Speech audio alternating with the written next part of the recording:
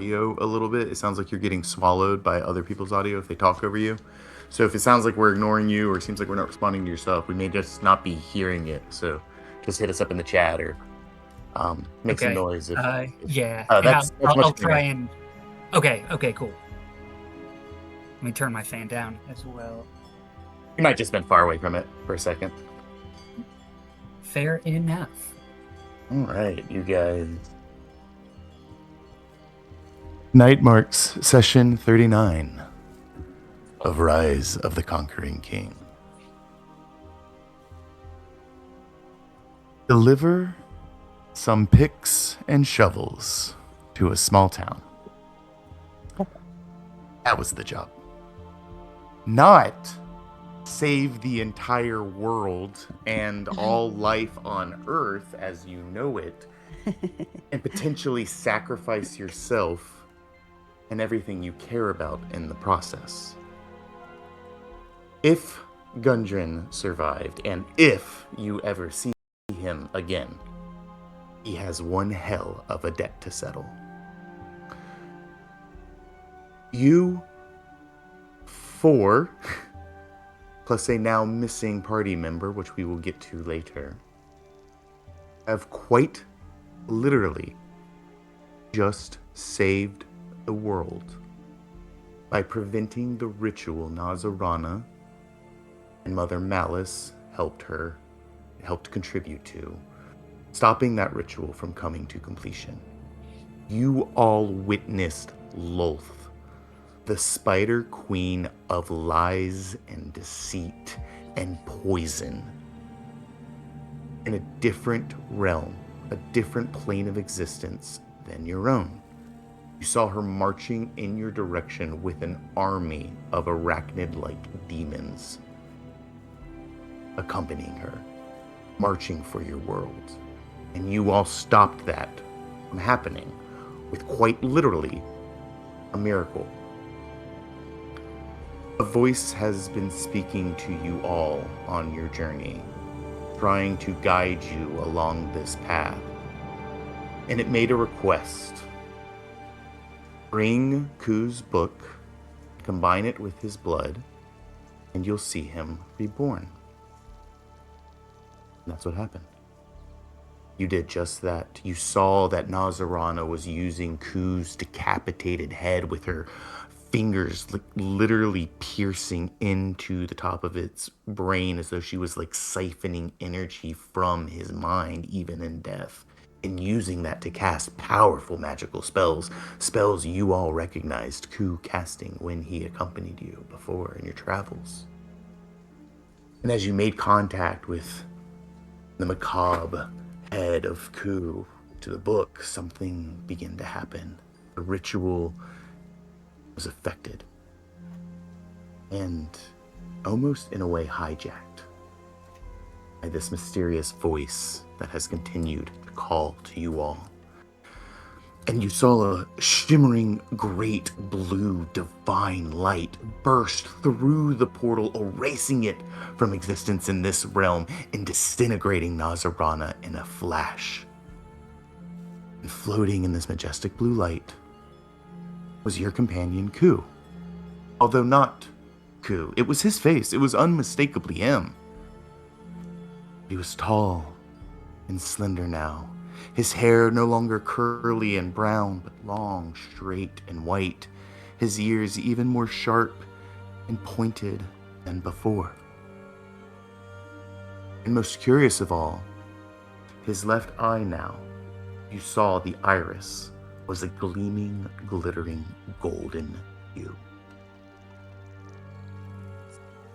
In the eruption of this powerful spell and this powerful event, this literal miracle, the walls around you began to cave in and collapse, and you all started to fall even deeper into the abyss you had already crawled into.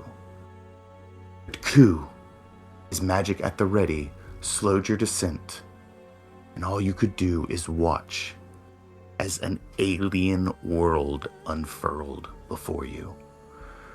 Twisting paths hanging over bottomless chasms, strange glowing mushrooms, weird quartz and crystals embedded in the walls, strange and alien creatures meandering these paths. You floated and floated and floated and fell until you eventually landed on a narrow pathway.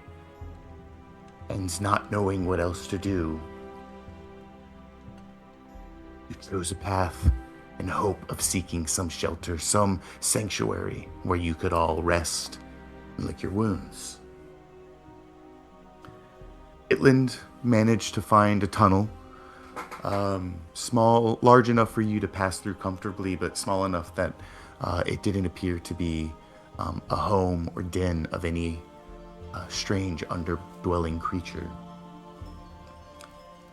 And you all found a chamber accessible by only one way, where you could rest. With the dust clear and the chips all fallen, you take in your surroundings. Who is alive, but not the same. And Eladri, your former companion, is now gone. He was an imposter. Betrayed your trust, infiltrated your team, and lied to all of you for one purpose: to find and steal Pamela. Why she was important to him, or to this mysterious poacher king Eladri mentioned right before disappearing, is unknown to you.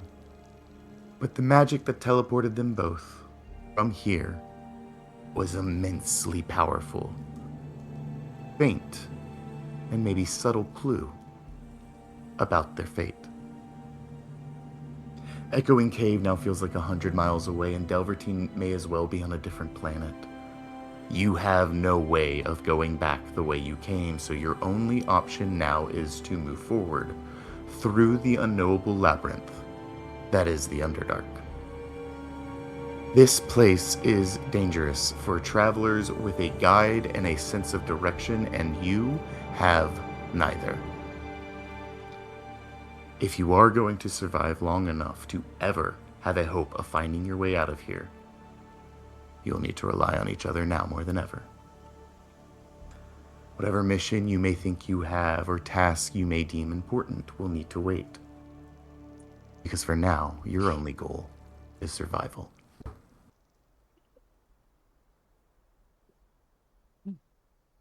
The chamber you are in is earthen and rocky in some places, soft soil in others. For some of you, it may feel suffocating. For others, it may feel comfort. But there is no sky above you. There is no breeze down here. You are buried. However, for now, you do appear safe. This small chamber, as I said, is accessible by only one entrance. You may feel a little trapped, and if something were to come in here, you would have no other option but to defend yourselves from it and try and push it back out the way it came. You would essentially be trapped in here, but let's make this space a little easier to defend in case of trouble. You see these glittering gems and stones in the wall around you, kind of accenting with the occasional shimmer as it may catch whatever light source you have or do not have. And one, we'll call it a corner, but there's not really corners to the oblong shape of this room, is this large hexagonal crystal that's about 3 feet tall and kind of juts out at an angle. And opposite that crystal on the other side of the wall is this massive spongy capped mushroom that has kind of like a musky odor. And the room itself is this chamber maybe 10 by 10, so a little cramped, but possible for you all to kind of get around. It's like you're in a large kin with one another, essentially. We'll make it a little bigger. We'll say 15 by 15, enough for you to kind of like get up and move around. And I think it's just like 8 feet tall or so. So high enough that nobody's like scraping their head, although parts of it may be lower as some stalactites hang down. You have no idea what time it is, but you are all exhausted from your encounter with the pale spider and with everything you just endured. But with that being said, what do you all do?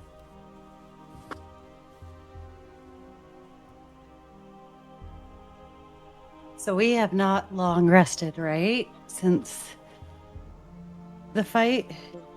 Not Right, yet. 'cause- And this would probably be the first time you would even feel, like, consider kind of slowing down and taking a break, and stopping. Yeah. Because it's just Okay. been like adrenaline and survival and like Yeah. literally near-death experiences and life-or-death experiences for the Right. last several hours. Right. I'd say from you guys confronting Mother Malice to descending down that tunnel, fighting Nazarana, the resurrection, or rather reincarnation of Ku, the descent into the Underdark, and then finding this tunnel has probably all been in the span of like 2 to 3 hours. Ooh. And it's just like, it that might as well have been a full day for you guys. Right. Yeah. Absolutely full day. I wrote Well. down the Poucher King, which is making me giggle right now. Sistaris is thinking about the last words of Eladria the Betrayer. Eladria the Betrayer. Yes. Saris, as you consider that, make me a perception check. Hey, mean. Oh, that's not very perceptive. It's a 3, darling. Okay. As they just teleported away probably like 10 minutes ago. And I think for the last 10 minutes, you've all just been kind of like in dumbfounded silence, right? Pamela and Eladri have just poofed out of existence before your very eyes. That was the last thing that happened in this room. And there's this like kind of weird smell in the like smoky kind of ashy debris left by them. And I want to like emphasize, it doesn't look like this fire engulfed them and has burnt them to a pile of ash. It was like something engulfed them and they're no longer there. And there's just like a little bit of ash and smoke residual from this very powerful magical effect. I guess with all of us thinking about it, does Dominic have any kind of recollection of possible devils or anything like that maybe the name Poacher King jogged something from his memory from back in the day? Dominic, I'll let you roll me either a history or arcana check for this. And you'll get something different depending on what you choose. Alright, well, I do get advantage on both if I'm trying to recall anything Fae, Fiend, or Undead. Okay. I'll give you so- advantage on this roll, and you can still choose if you want it to be history or arcana, Okay. which may be a little more revealing than I meant for it to be. I think I'll go Arcana on this one. Trying to Okay. get a little bit of just the residual magic of it. Trying to think maybe something Avernus or something like that, possibly. So advantage. Roll. They're both shitty, so an 11. With advantage? Yeah, the 3 and a 4. It Yeah. was real garbage. And was that arcana or history? Arcana. Okay. I had a +7. With Fucking terrible. an 11, I will give you this. You sense that same smell that I think you maybe even catch kind of stars, kind of like doing that thing, where you're like, wait, what is that? I think I recognize that, and Mhm. and you kind of pick up on it too. And I think that kind of gives your hunch like a little bit of a boost. You recognize it as a very like sulfuric kind of smell. And you know, just based on like kind of your own readings and what you studied and sort of some of the things you had to do as a soldier, that like that's a good indicator of devil magic. Yeah. I'm getting stars. You're right. A weird smell, very distinct. I do remember it being something close to devil magic.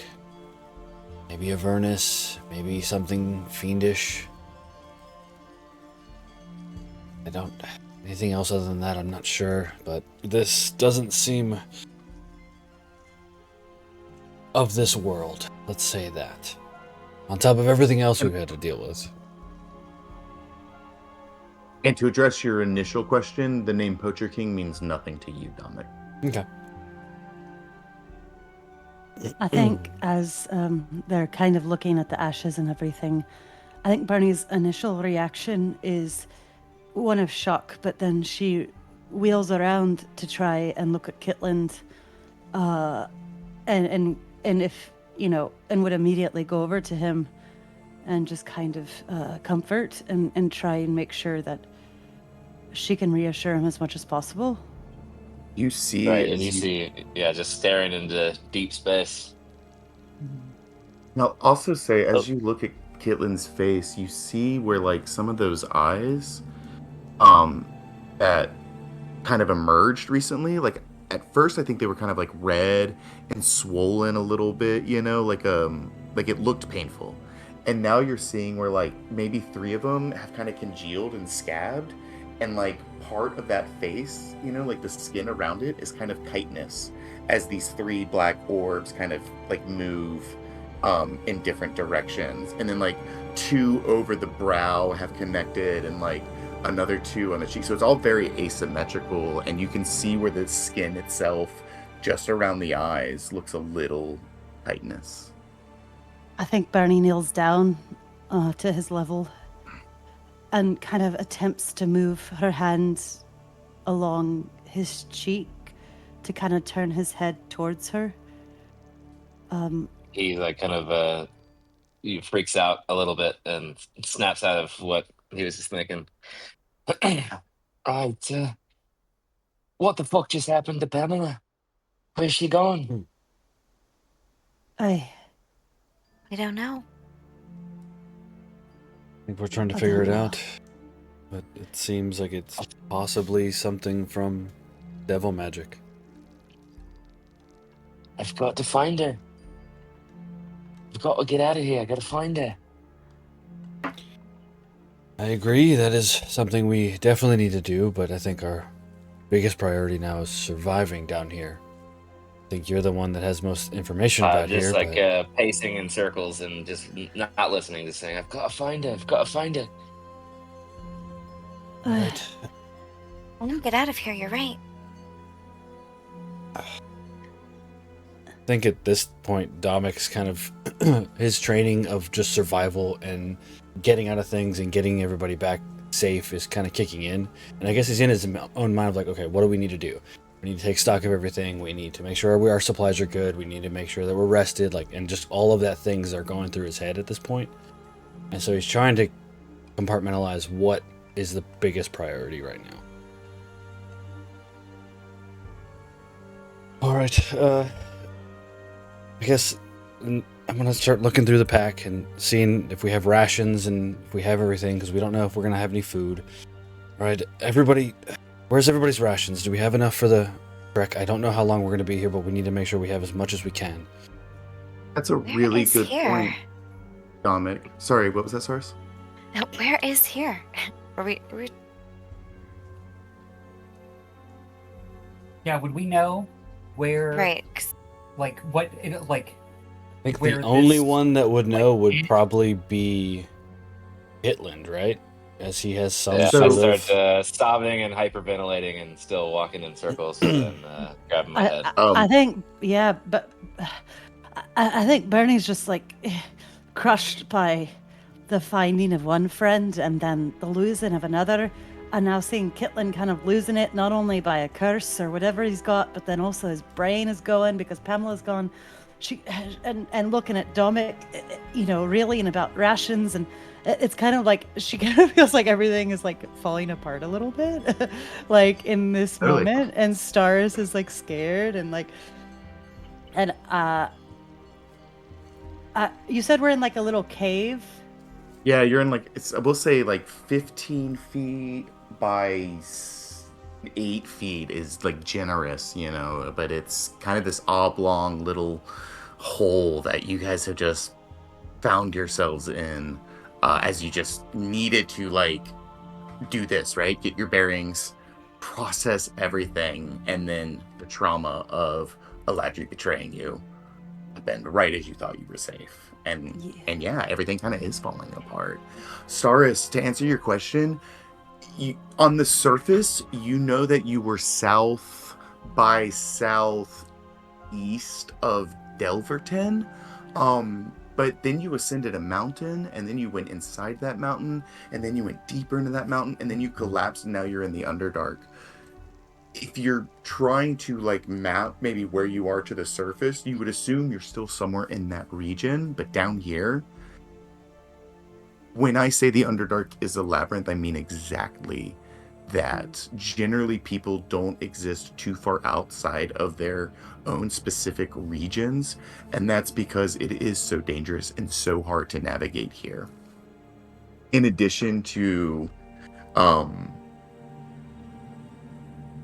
the fact that you could like run into random gas leaks, there could be lava swells, cave-ins, rock falls, gorges you have to cross that weren't there before because a massive creature crawled through sinkholes that come up out of nowhere. On top of that, you have roving raiders and slaver groups. You've got Fomorians and Grells and Chuls and spiders and Umberhulks and Ropers and Dark Mantles and oozes and slimes and molds and all sorts of threats down here. The Underdark is not charted territory, so to speak. There are regions that are pocketed and known by certain individuals within that region, but that's about it. So, from what all of you know about the Underdark, you all have that kind of baseline knowledge that people who come down here don't come down here without a purpose, and most of the time they don't come back out. I'll say, Okay. meanwhile, while they are trying to sort out their surroundings, I'm just fully spinning out and walking away, just looking at the ground and holding my head and sort of just panicking. Caitlin, wait. But listening. Should we follow him? We can't let him go into the dark. Kitlin. You're going through the Russians. Bernie and Staris, you're trying to talk Kitland down from his spiraling coup. You've been strangely quiet since you've been back. What are you doing right now? I think Ku is taking a moment to observe his allies, his friends, his, family that he has found, that has just recently been reunited with. But yeah, there is no salve or fix that Ku has immediately on hand. But keeping everybody together is paramount. So I don't know if there are any wise words or nuggets of wisdom that Ku would dispense in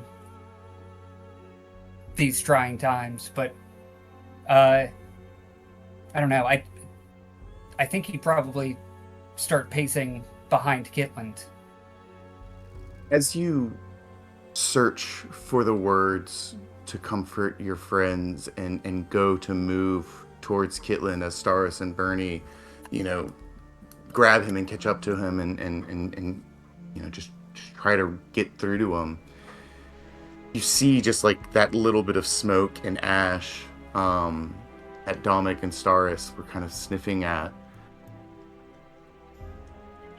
Caitlin, roll me an Arcana. Or, sorry, Ku. I didn't miss that. Roll me an Arcana. And we're back. Right, everyone's got a K name.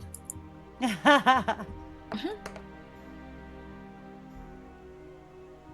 see. That one pop on through. There was a 7 in D&D Beyond from what I Okay. can see. Okay. Yep.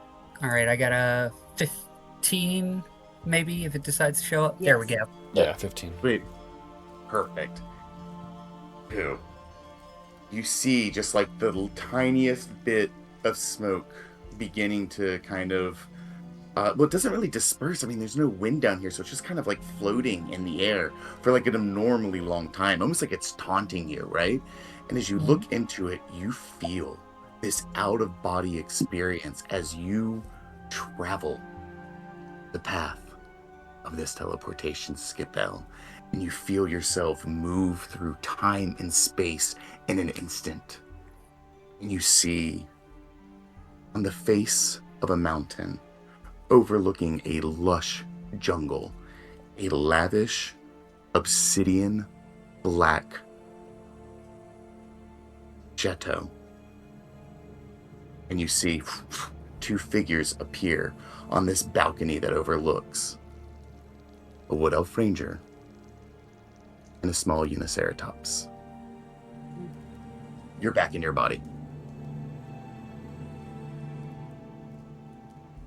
I have seen them far above, far away. Black Emily and stone Ledry? shines under the sun. Yes, stars, the betrayer, and the beast. That'll Together. catch my attention. Who? You've seen them. You've seen them where? From where I cannot say, but safe, perhaps, for now. Do it again. Find where. As Ku Where they are. announces this and you all turn to him, you see his left eye is glowing and literally shining light as it then slowly dims as he explains this to you, and then just goes back to being a golden eye. And as it glows, the gems and stones around you catch the light and glitter and sparkle, and then slowly everything fades back to darkness. Ku, you don't know how you know this information, but somehow you saw where they went, and somehow you know exactly where they are. Ku, Yes. they are at the Obsidian Canopy, which sits on the southern face of the Nether Mountains, which overlook the Desserin Valley.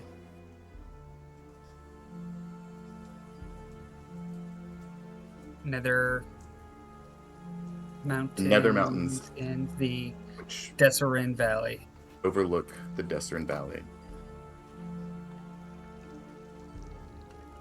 Who you don't know why you have that knowledge or why you were able to do that, but you also realize something else as you say this to your friend. I'm assuming, do you share this with your friends? I'm sorry, I don't know. Yes, Okay. absolutely. And as Q says this, and Q, it's like one of those things where it's like it just comes out of you, and it's like you don't even know how you knew that. Mm-hmm. And as you just kind of like sit with that for a second, you have one other small epiphany in this moment. You don't hear it anymore. The song you've heard your whole life, it's gone.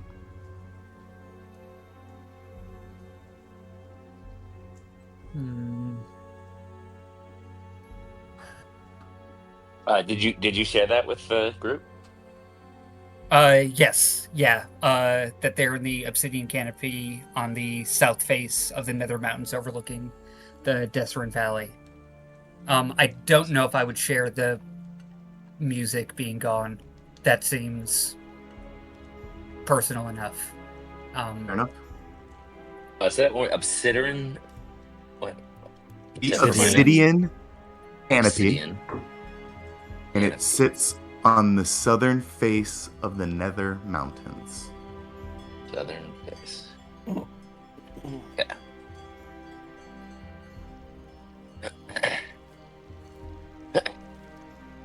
Right. You beautiful bastard. I will lead you out of here, but do you know how to get to the obsidian canopy? If I can get you out.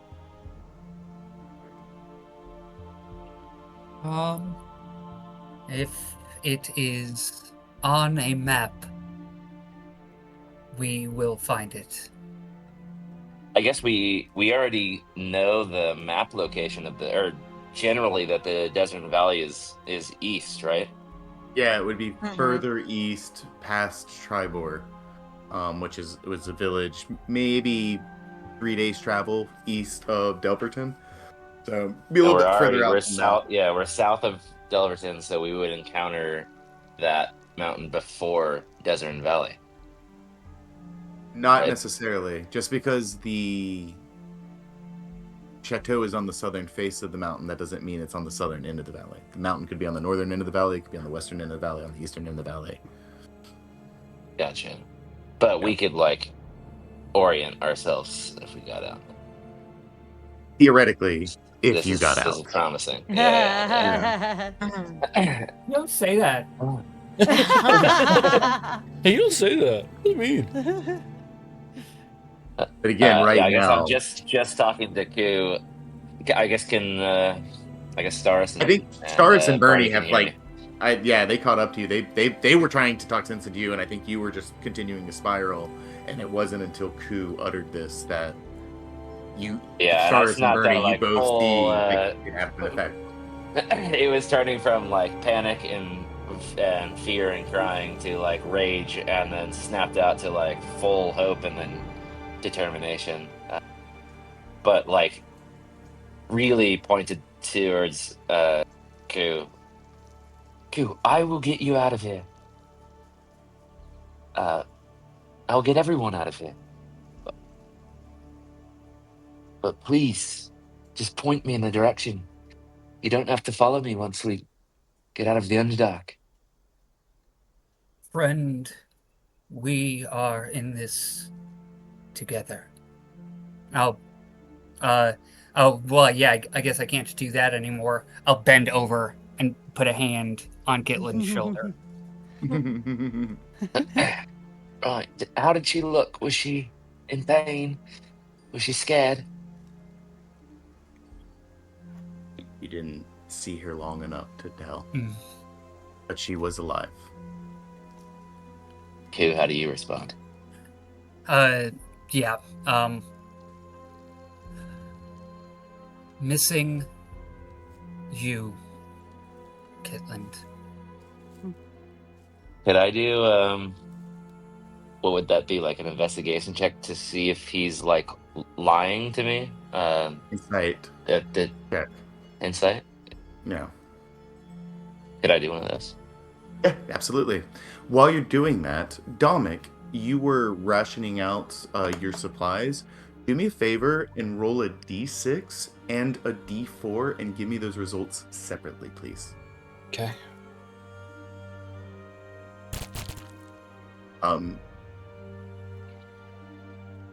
Hitland, I think hope is a hard thing to put too much stock into at this point right now, but it's the only thing you've got. And you don't know if Ku's telling you the truth or if he's trying to spare your feelings. But it's at this point, it's literally the only information you're getting. Is his word.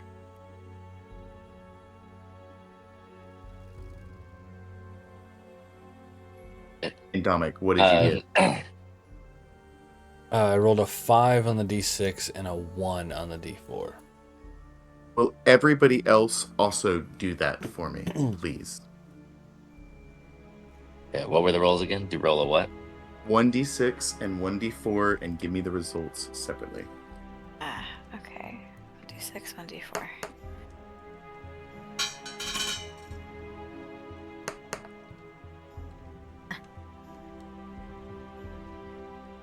Got a 3 for my d6 and a 4 on the d4. Okay. One's all Stars, the way you got it. around.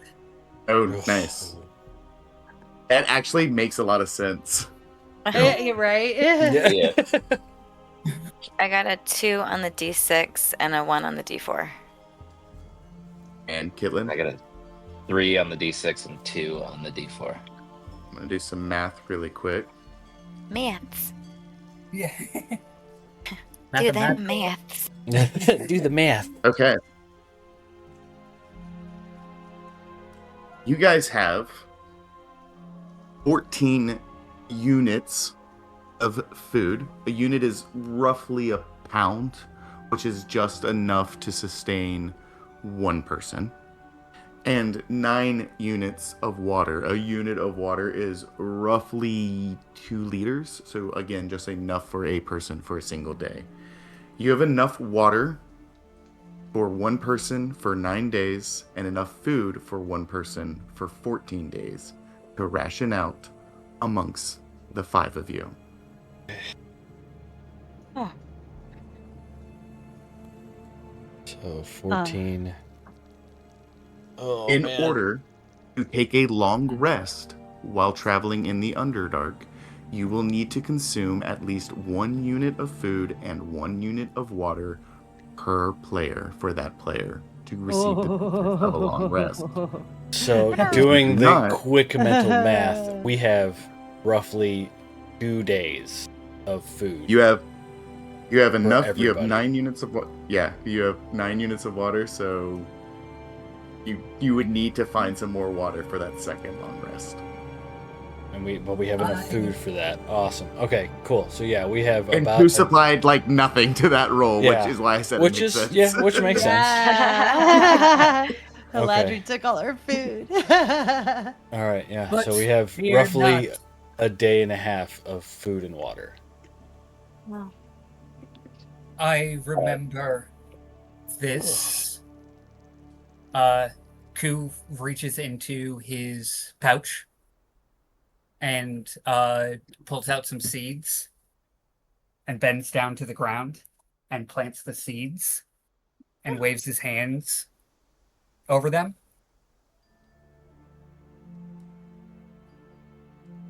But nothing happens. Oh. Not This is funny. particularly hungry anyway. I am sorry, friends. Okay. Well, I'm so you can kind of. I'm starting to come back to a little bit,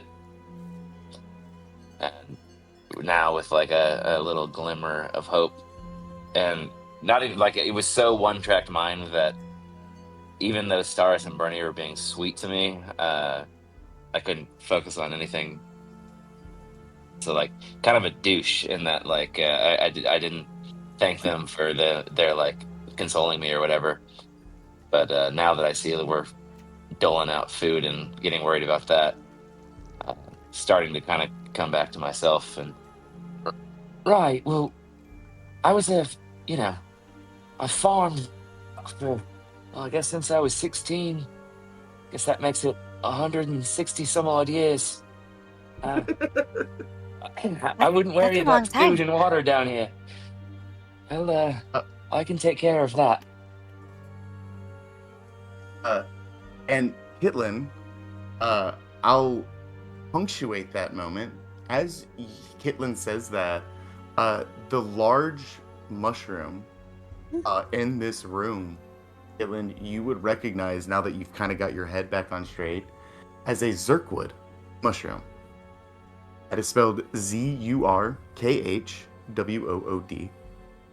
Those taking notes. And this Zurkwood has these large grain-like spores that are super edible.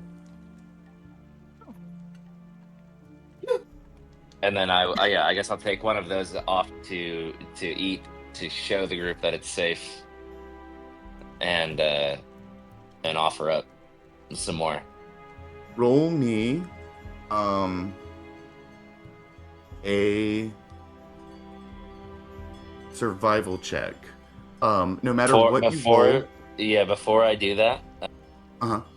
can I cast detect poison and disease?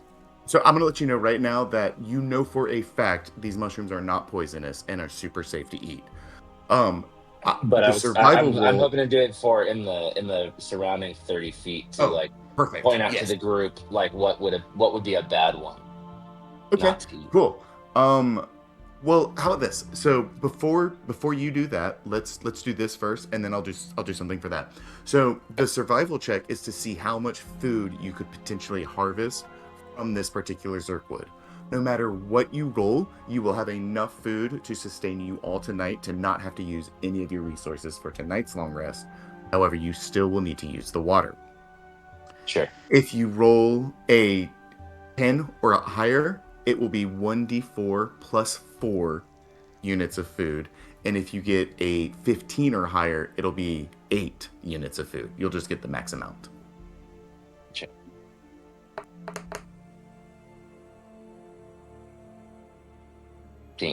Nice. So you add so you don't need to use any tonight, and you add an additional 8 units of food, bringing you up to 22. 22. I'm gonna keep a running total of Little food track. and water. Yeah.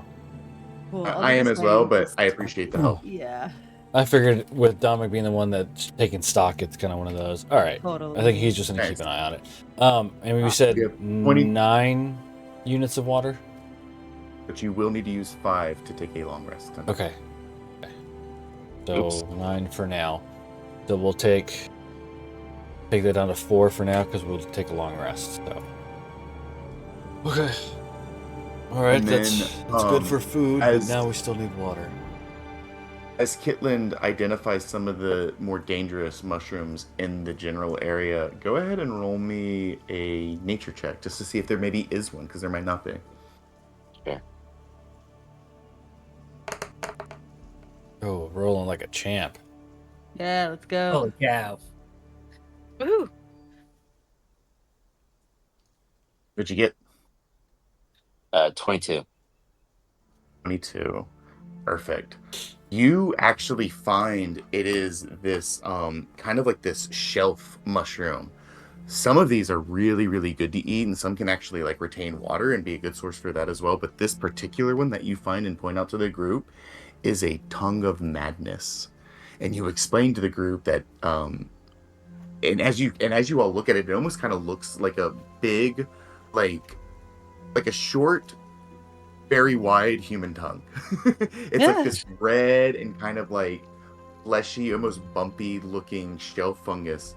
And Kitlin, you explain that if you were to take this like a stalk about this size or a cap about this size and cut it up and feed it to somebody, they could potentially be it would like induce a form of madness that would cause them to speak aloud every single thought they have for the next hour.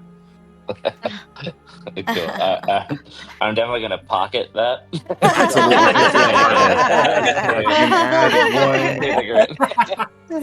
One tongue of madness. Yeah, and just if you've not read that spell before, it's 10-minute concentration. For the duration, you sense the location of poisons, poisonous or venomous creatures, and magical contagions within 30 feet of yourself. You sense the kind of poison, creature, or contagion in each case that can be blocked by 1 foot of stone, dirt, or wood, 1 inch of metal, or a thin sheet of lead. Nice. Interesting. You don't get any pings, except unless you have any poison like arrows or anything like that on yourself. Yeah. That would set it off, but you don't get any pings. And while it can't necessarily like penetrate the stone around you that creatures could potentially burrow through, it does kind of give a good indication down the hallway that like nothing at least nothing venomous or poisonous, is Mm. approaching. So it does kind of confirm a little bit the safety and isolation. And actually, I will say for flavor that maybe like 1 or 2 mushrooms that have kind of like maybe rotted and have like turned black, and like mold has started to decay at them, like those ping off. So if you want, because you use the spell, you can roll me. Do you have poison arrows, Caitlin?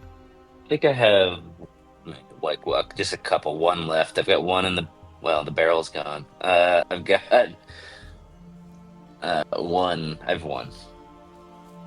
Roll One me poison a arrow. d4 really quick. Well, that's true. All of his arrows are in that barrel. Shit. Well, just one. Hmm. 4.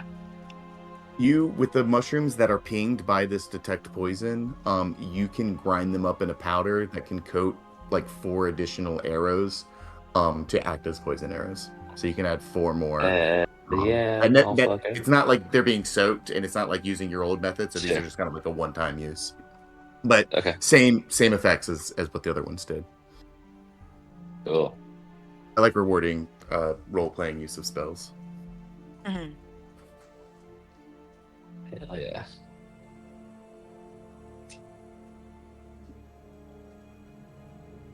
All right. Well, I guess get our rest while we're in the relative safety of this cave, and then figure out where we are and try to get out of here. Sounds like a plan.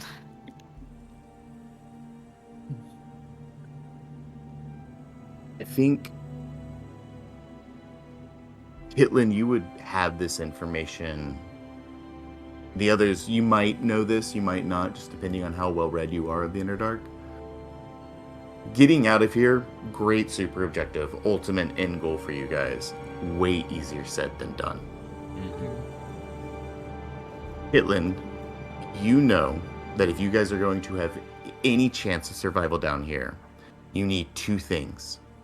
You need a heading and a guide.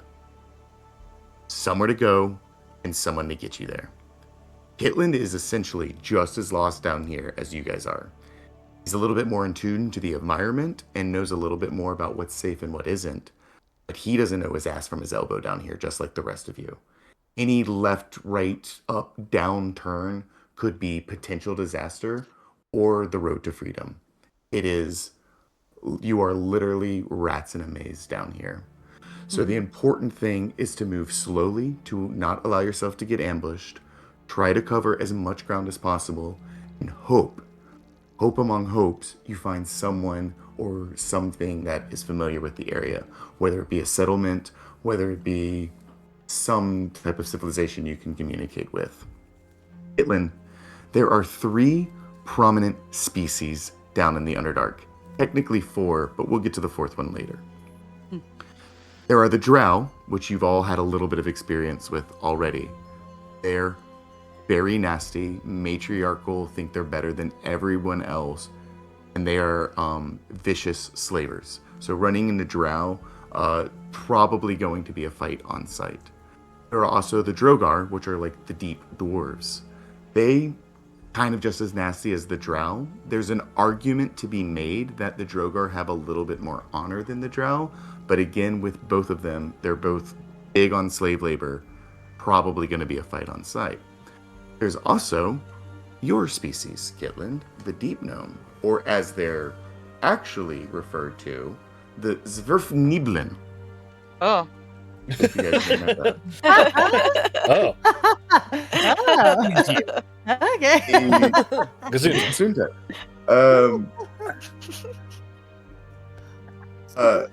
These guys are. I was like looking at the 2 pages. Where are my notes?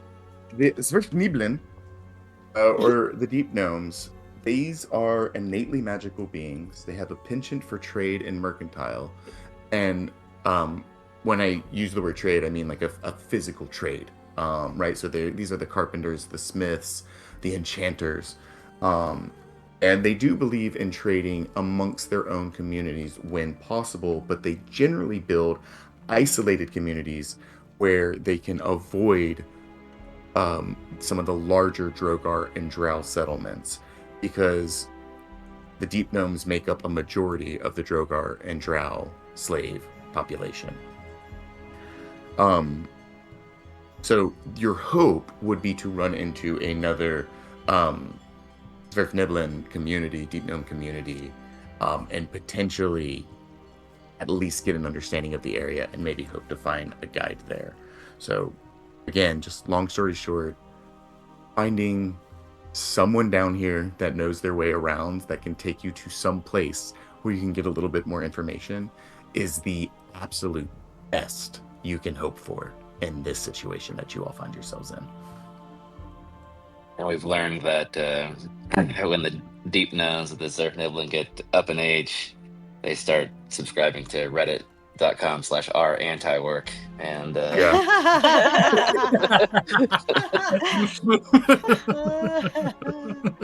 Yes. and they get a little bit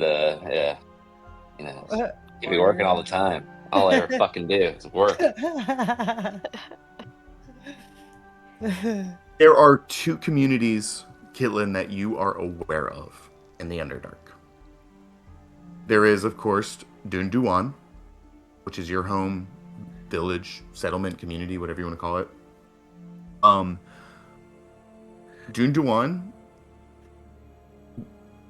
again, it's kind of hard to transpose surface to Underdark, but where you surfaced from, your community, to get back to where you surfaced from Delverton would maybe be somewhere between a 2 and 3 week travel on the surface.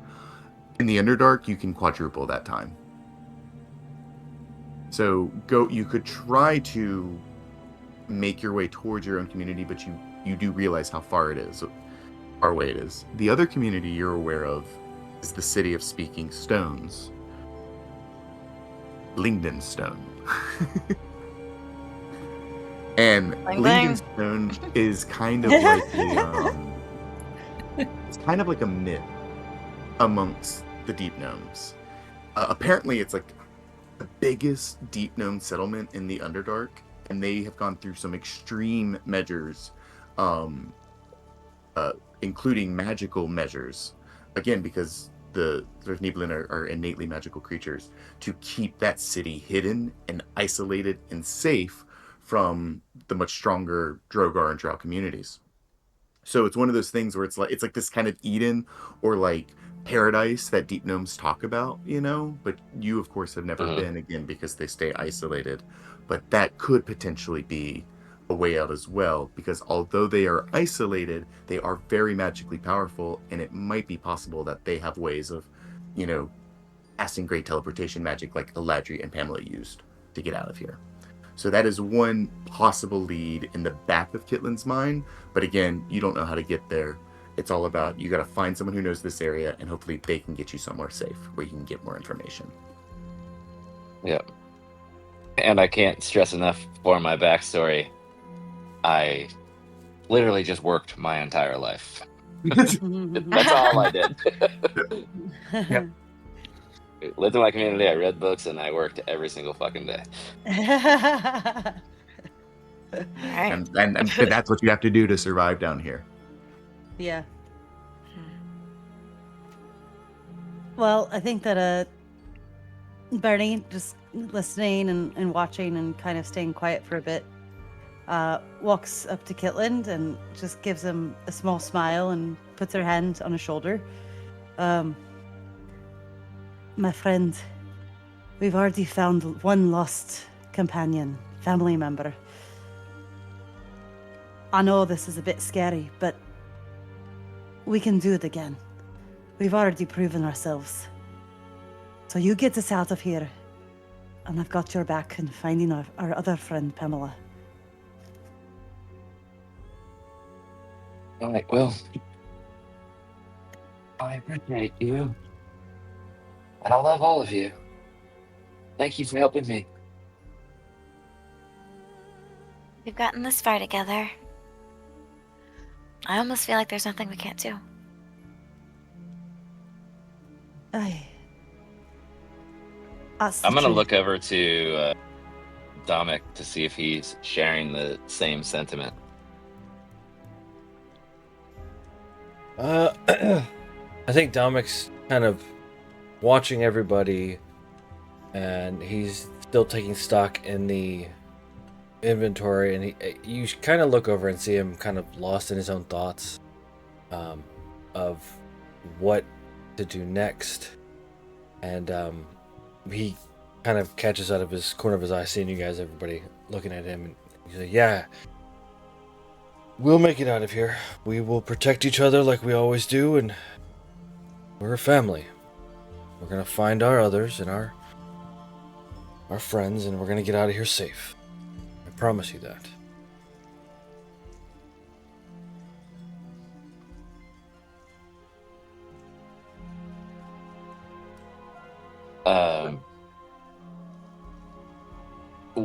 When Ku was talking about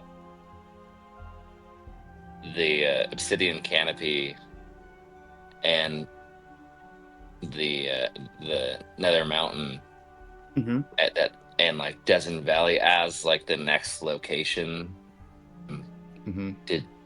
was Dominic engaged in that, or did he like, would I have seen anything from him that would make me feel like he wasn't on board for that like particular mission?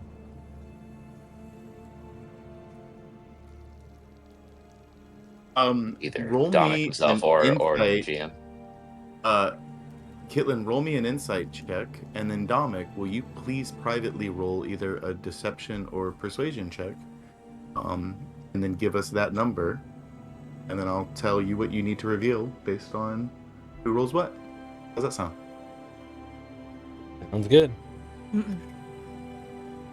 21 insight.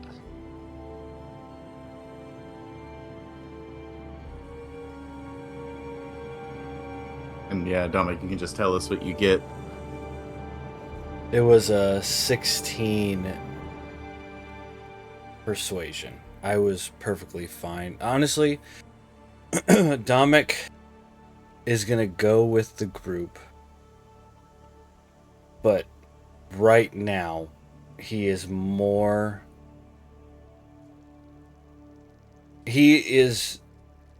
ultimately gonna go with the group. And you've seen that time and time again. He'll say his piece, but ultimately it'll come down to a vote, and he will go with whatever it is.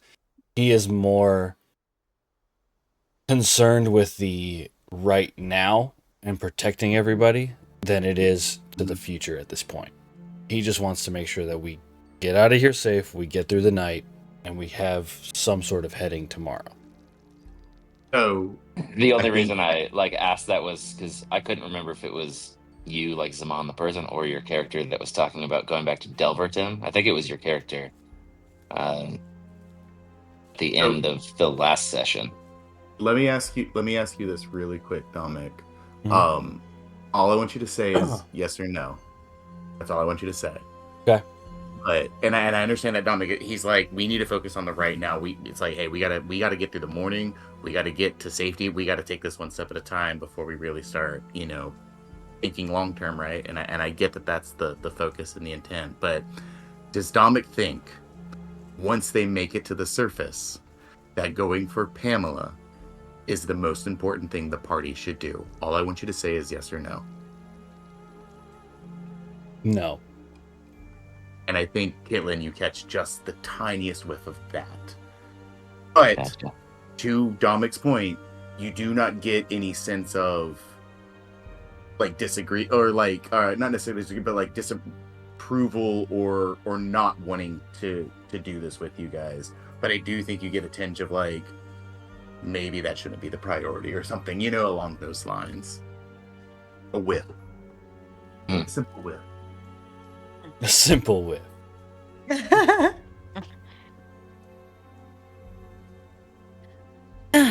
Right, well, all I know is we've got our coordinates, at least a general idea, but I'm goddamn tired. And I think we all are. And this seems like a fine enough spot to rest. You think, Kitland, we've got to have our energy and wits about us if we're going to be moving through the dark like this. I couldn't agree more.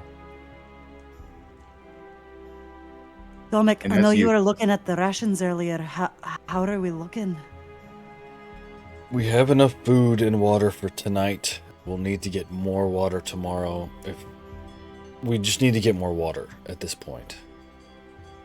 At least for the next day. After that, depending on what we find on the way, it's going to be touch and go. But thankfully, with the Zirkwood mushroom that kind of shares this cavern with you, Caitlin was able to get you guys some food for tonight and a little bit of food to pad your rations as you venture forth. Like Dominic said, the water does appear to be in the lower end of the reserves.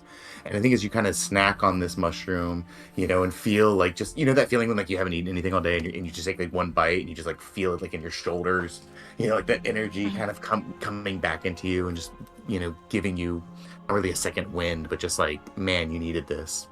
And you drink the water slowly, careful, mindful of how much you're consuming.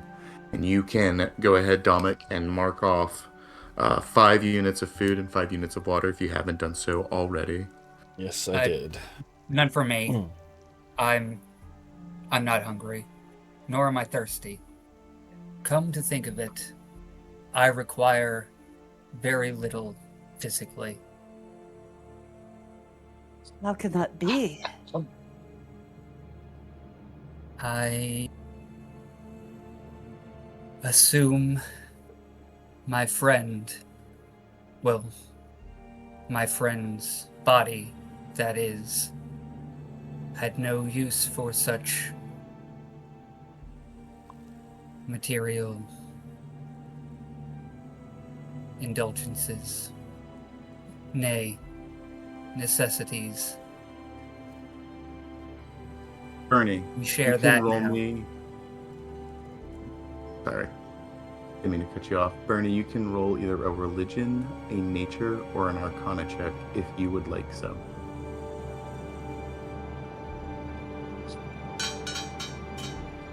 Nice. 17.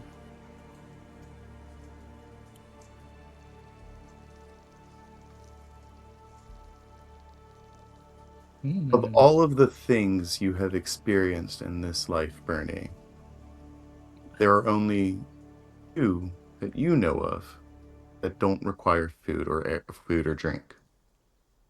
The first is the undead.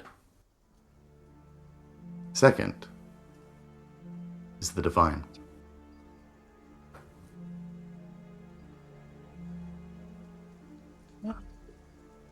Right, well, we should get into that a little bit deeper. Maybe tomorrow, cool. I'm not sure if you're getting it from the ground up or the sky down, if you know what I mean. But either way, it's probably pretty good information to know.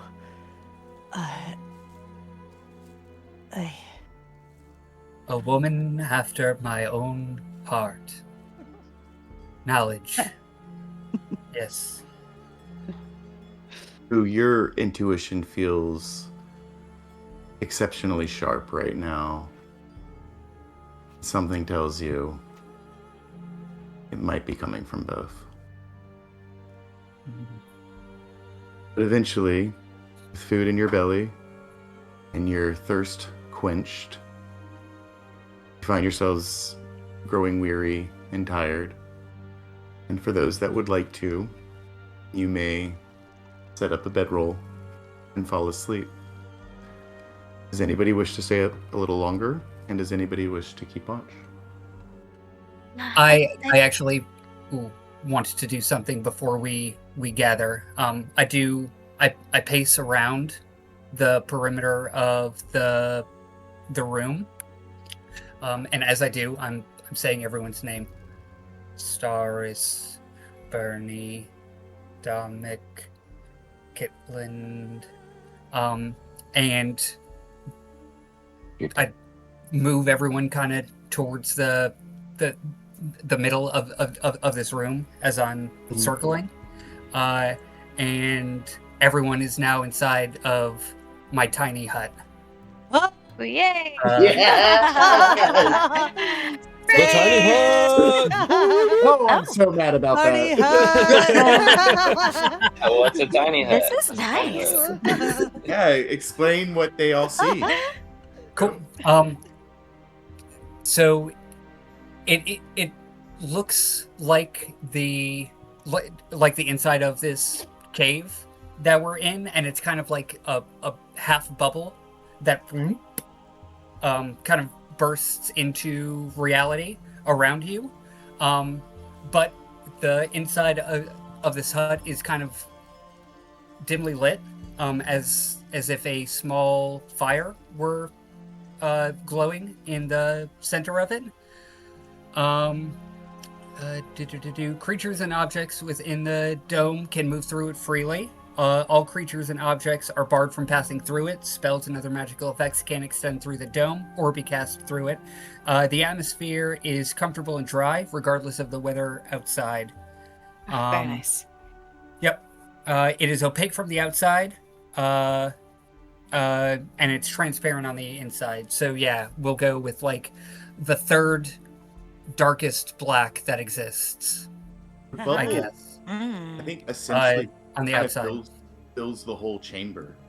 And if you were to walk out of the bubble into the like one tunnel, one passageway that leads in here and look back into the room, you would just see an empty room, despite all of your companions sprawled out throughout the space. And this, you all quickly realize that this sanctuary, I think, as it forms and as you realize its ability and its capabilities, you just relax for a moment. Yeah, Koo's tiny hut. Where Let's go. you are all in the worst place you've ever been, in the worst possible condition you could ever be, and yet you're still surprising each other with these incredible abilities. Look at everything you've done so far. And you see what Koo does. You see him casting it confidently, standing there. And I think you all just have that moment where you think, you know what, we might just have a chance after all. Staris, I think you got cut off. What did you want to say?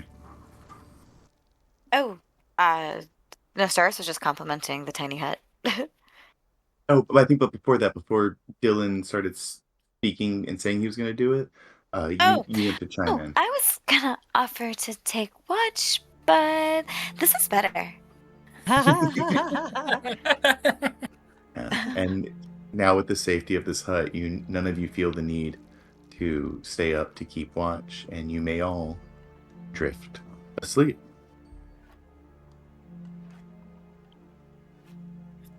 Thank you, Koo.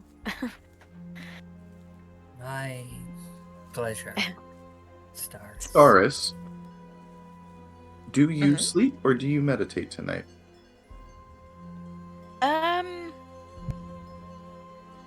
Oh, good question. Stars, And I will probably say, play... even if you meditate, I think you'll only be awake maybe an hour or two before the party. I think all of this has taken probably an hour or two already of you guys just talking, getting your bearings, calming each other down. So the long rest has kind of already started, right? You don't necessarily need to be sleeping for the full 8. So I think even if you were to like say, I'm going to start my meditation right now, and everybody else drifted to sleep, you would come out of the meditation, and we'll say an hour, maybe 2 later, your companions would be up and ready to go. Okay. No, I think Stars would have played us all a lullaby, and then feeling super safe, probably would have actually slept this time. She is a fan of that. Yeah, just kind of wanting to, like, oh, this is a moment where that could actually happen. Let's go for it. It's like a bath, right? Oh man, haven't had If a I bath can, in I so will. long. Yeah. All right. Yeah, Stars, do you have BO right now? I might. I mean, but everyone does. It's not a big deal. No, you're an elf. You're basically a Barbie doll. I don't think you can smell. It's not a big deal. Right. Her BO smells like Smells- sunshine and daisies. Yeah, No, that's it's like right. the musk of a summer rain is what Star Yay. smells Yes, like. right. Yeah, it's like, why does it smell like rain? And Star's like, oh, sorry, I haven't bathed in a while. I hope it's not offensive. One by one. Petrichor. Well done. One by one, you all fall asleep. Quickly remind me before we get too far in, how many golden dice do you guys have banked? Do you remember? One. 1. And that's so you've used them all, so we're back to just one. Great. I Don't should say probably great. keep better track of that. Yeah. I They would also all- like to say, but as we're falling asleep, like I'm like super strung out and on edge right now, and so I was planning lots of things to like set us up for tomorrow. Like I've got 2 arrows in my hand and the furry ball, and I was doing something, and then I fell asleep mid doing it. Once the Yeah. little bubble came around me, That is I exactly was why not Stars able played a to- lullaby. Yeah, I was not set up. Yeah, we're gonna have to do it in the morning because I fell asleep like an old man. Fell asleep like mid-action. doing that. Yeah. Oh. Like an old man. Just slumped over with tools in Poor hand. baby. Yeah. Oh. So you all may now complete a long rest. Oh, thank God. Oh, Yeah. yeah. However, Oh, God. Oh no. before you wake up, I'm going to need everybody to make a perception check with disadvantage, except for you, Kitland, because you were kind of like asleep with one eye open and you didn't really like fall asleep properly. So you can make this roll straight because I would give you advantage on it, but you're unconscious. So they cancel out. Gotcha. Perception with.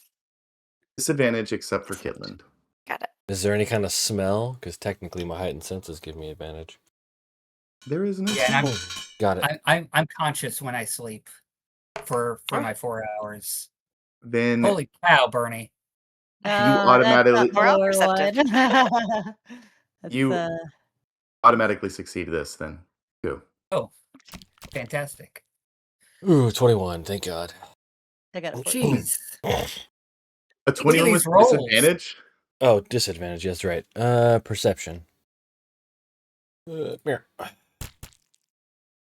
That's better. 13. 13 with a disadvantage is still not bad. 13. Stars, you got an 18. Kitlin, 20. Bernie, what'd you get? I have 14. A 14. It was a low roll, but I mean, all you needed was a 10. You are all awakened violently as the room you are in is trembling, and it sounds like stone upon stone is grinding. One of the walls burst open, spraying hard stone all throughout the space. Some of you get pelted in the face, and you see as the roof is beginning to collapse. It immediately, just the force of the entire like surface area smashing down, the tiny hut is gone. And you feel the rocks like hitting you on the face, and you can see these massive purple scales grinding in this opening of the wall that has just formed. Each of these scales, all 5 of you could stand on one scale. Oh, God. The entire room is collapsing on top of you. I need everybody to make a dexterity saving throw as you rush to try and get out of this room. Quick Shit. question. Did we get a long rest? Or? Yes, you did complete your long rest. finished So our I long said Like you a made. hovering long rest finish until your you long rest. successfully Okay, take it, and then I press it, and then like no. Yeah. You all finish your long rest, but however, Also, before you wake hold up, on. this I is need how to you wake reset. up. The I long do have rest to you reset have. my spells, and I don't want to. Let me do that really quickly so I don't know what's going to happen because I don't want to. Oh. Just before you do anything else, Brandon, all I need from you Yeah. is Okay, a okay, dexterity cool. saving throw, and Okay. then we'll go from there. Okay. I Oofa. gotta change that. Yeah. Oh, It's saving like throw. he's not here. That's not a saving throw. That's a saving throw. Woohoo. Okay. 20. So, Bernie, what'd you get? 20. You succeeded. Stars, what'd you get?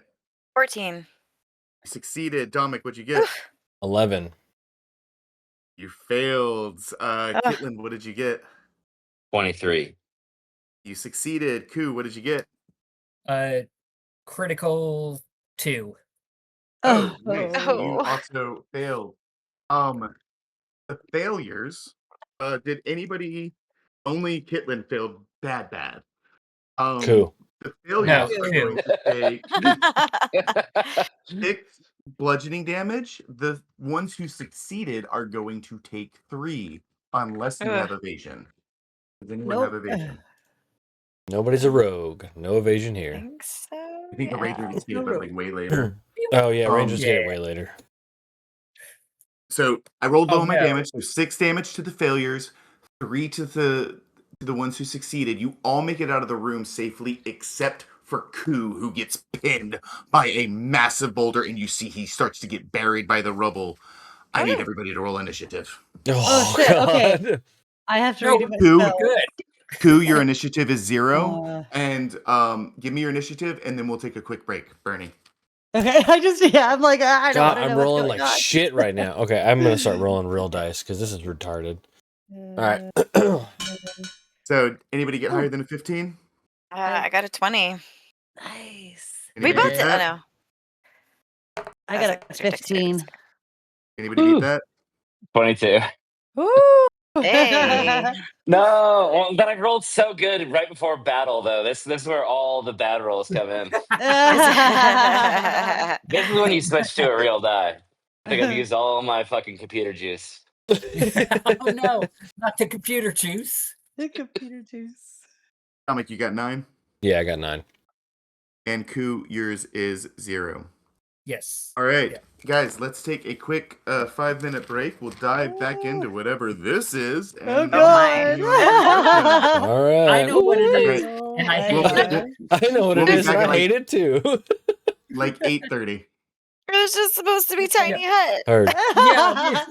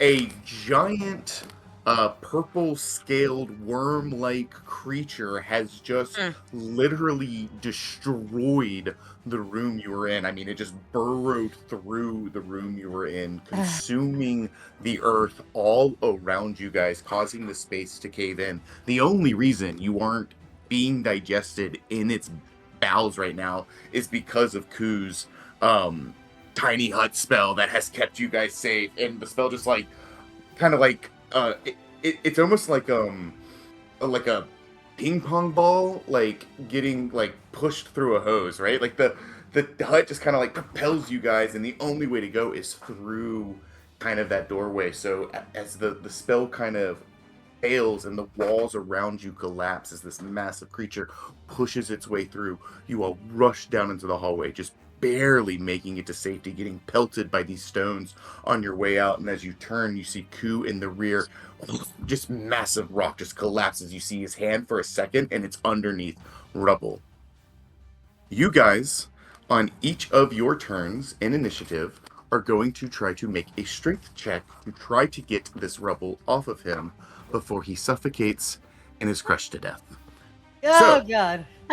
Kitland, you are up first. I need you to make a d20 roll. Add your strength modifier. If you get a 12 or higher, you will reduce this task by 1. If you get a 17 or higher, you will reduce this task by 2. And if you get a 23 or higher, you will reduce this task by 3. You need to reduce this task from 5 to 0 before he dies. On his turn, at the end of the round, I'm going to roll a d4 and add that much to the task at hand. Good luck. As rocks are continuing to just come and collapse, and you all just instinctively like reach in and like are able to like get under these rocks and are just trying to push up to just give him enough space to crawl out. Hitland, take it away. Now, aside from the roll, can I do anything else with my turn? If you think it could help you, try to pick up like the world, the literal world is falling down, like just shifting down 10 whole feet, and you are trying to hold it up just long enough for Ku to get out before he is crushed to death. So if you think of anything you can do that would help you achieve this task, by all means, the sky's the limit. Are we considering the worm a beast? Or is it a The monster? worm is already moved through the space, and at this point I think you can hear the worm, but you can't see him because the earth has been moved in a way like he's completely out of view. Like you could, if you can cast it without seeing it, I might allow it, but if you need sight on the target, all you see is falling earth and like dust and the rocks in front of your face that you're trying to lift up to get Ku to safety.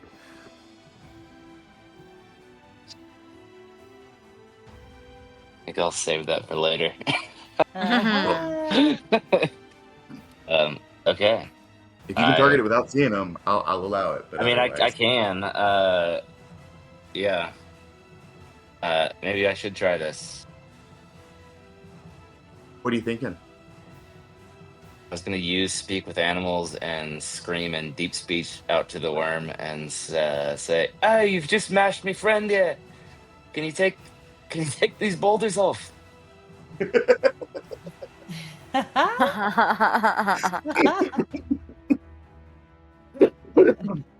go ahead and do that. I'll use it. Yeah. Because I've said it. Okay. Yeah. Nice. You're gonna shout at the freight train that is running over your friend.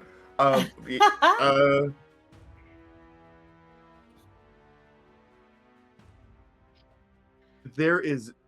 I've just got to be kind, Kitlin. Like there is absolutely no effect as you try to reach into this creature's mind, and I will say, as you cast it, the presence you feel is overwhelming. This thing is miles long.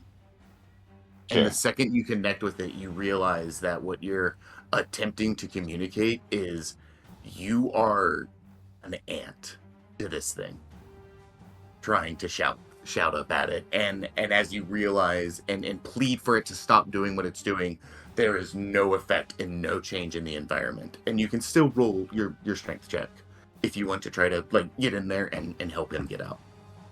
Sure. But you do lose the spell slot. Yeah. Gonna be a 19, and you said plus nothing, or just as it comes, yeah? Plus your strength. Strength is 2, so 21. 21. That reduces the task by 2. Next up is Staris. Same thing. If you think you have something that could help out in this situation, sky's the limit. Otherwise, give me a strength check to see if you can help Ku get out. Ooh. Yeah, I think Astarius is just gonna yell out to Ku, "We'll get you free! Just strong!" and give him bardic inspiration. Nice. Okay. Thank you. Uh-huh. And Okay. then you said a strength check? Strength check. Yep. Be strong. 10. That does not reduce the task by any amount. Next up is Bernie. All Bring right. us home. Bernie's going to immediately whip around, and golden fur is going to sprout from her body, and she's going to bulk up and turn into a golden ape. So I'm going to wild shape into an ape. And I am going to run forward and attempt to just shove the rock off. Nice. And again, I mean, but it's multiple rocks at this point. Or yeah. I'm gonna At this try. point, it's just trying to stop the flow just long enough for him to get out. But you're Awesome. getting in there and just like shouldering this like falling boulder and like stick your hand under the one that he's under and just like doing like a deadlift as you lift like both of these rocks at the same time. Yes, just yep. Cool. Is it a strength check? I'm sorry, what's the Yeah, just a D20 and whatever your strength modifier is. D20? Okay, great. Or I Okay, guess your gorilla's strength modifier. that's an 18 because I get plus 3. 18. It's going to reduce the task by 2. It's down to 1. Woo! Dominic, you're up.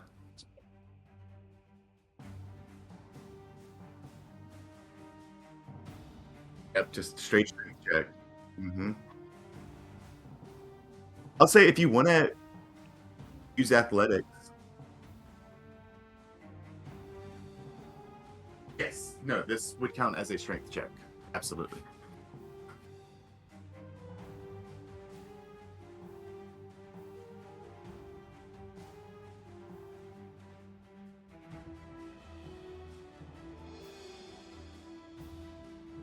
Yeah, 100% with advantage. Let's go.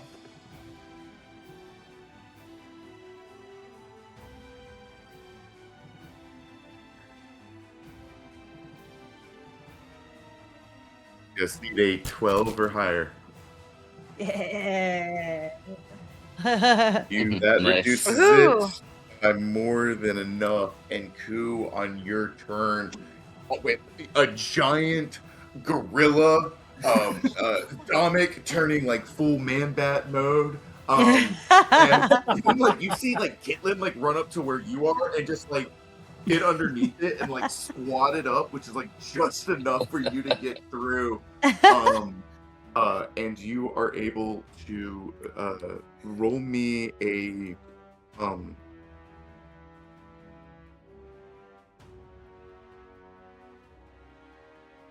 me a dexterity saving throw.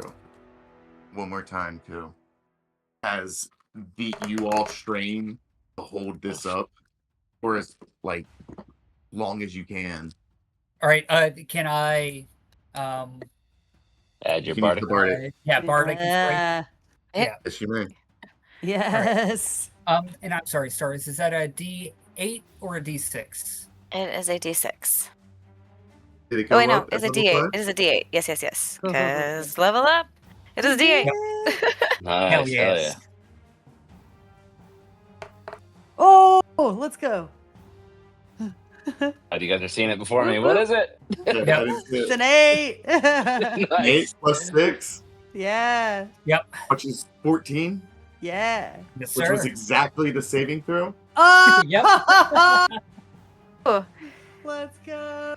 I'm gonna say with everybody helping and all succeeding in some way, instead of having that damage, you're gonna get out just in time as they just can't hold the weight anymore, and the room in front of you that you were in moments ago turns into a pile of just tight stone rubble. And Koof gets out safely, avoiding all of the damage. I rolled high, and it was full damage at that time. It wasn't halved by your hut. oof. Koo, as the Yes. dust settles and clears, your friends help you up. You are safely free. And the room you had used as a shelter mere moments ago is gone, and nothing but just stone. Like the end of the tunnel itself just like ends in like packed stone and earth. That whole room is just vanished. Day one of the Underdark. It was nice while it lasted. Right, Q, are you alright? I am fine. Yes. No worse for the wear. And now I look up to the ape and Dominic. Thank you. Thank you. I reach out my long arms and immediately just pull him into a hug and then start preening at his hair, looking for any bugs. Roll me an investigation check. Yes, very important rolls. 5. Bug free, unfortunately. Damn it.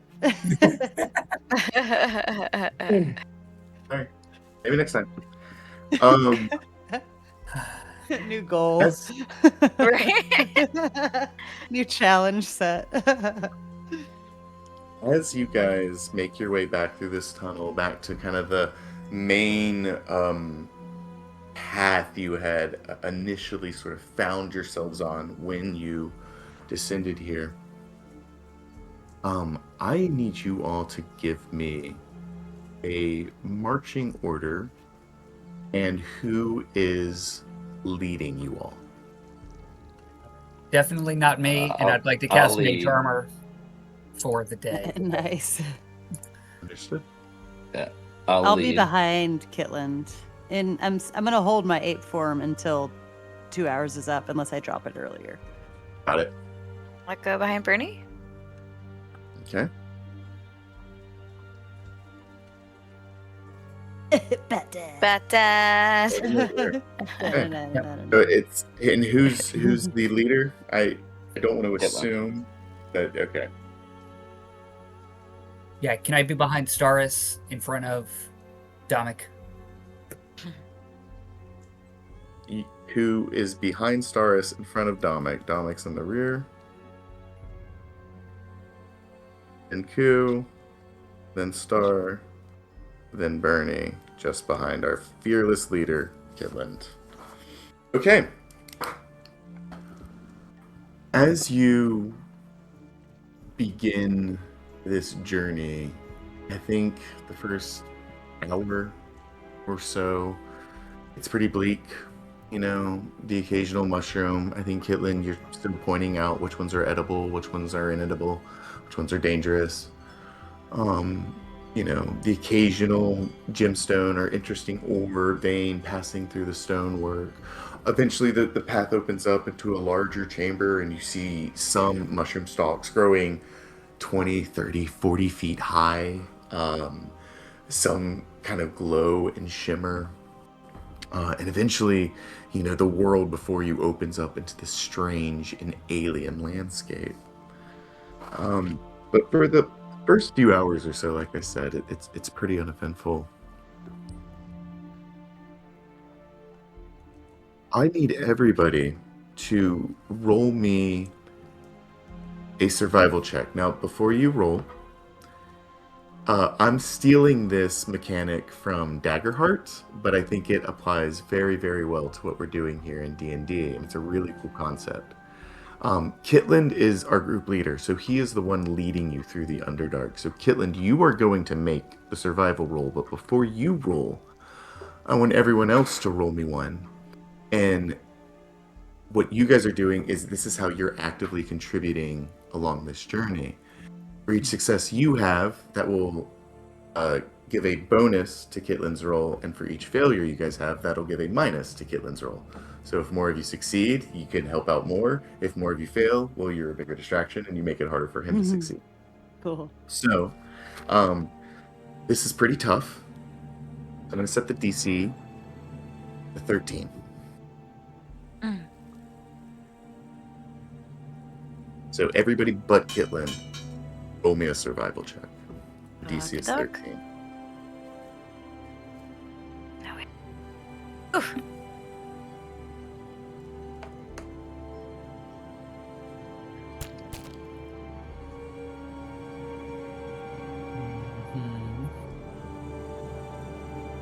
Three successes and one fail. Nice. And another success. So, Kitland, what do you add to your survival check? That's 5. +5. So 3 party members succeeded and 1 failed. So you get to add an additional +2. So you're rolling +7 to this. The DC is 13. You need a 6 or higher.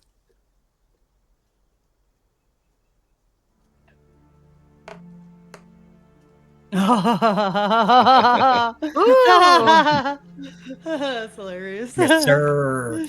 Let's go. As the man. world opens up before you, the tunnels you've been traveling in for the first kind of few hours of the morning, I think the rest of you were just doing your best to keep quiet, and what you started to notice is certain patterns, I think, Kitlands, that you were following.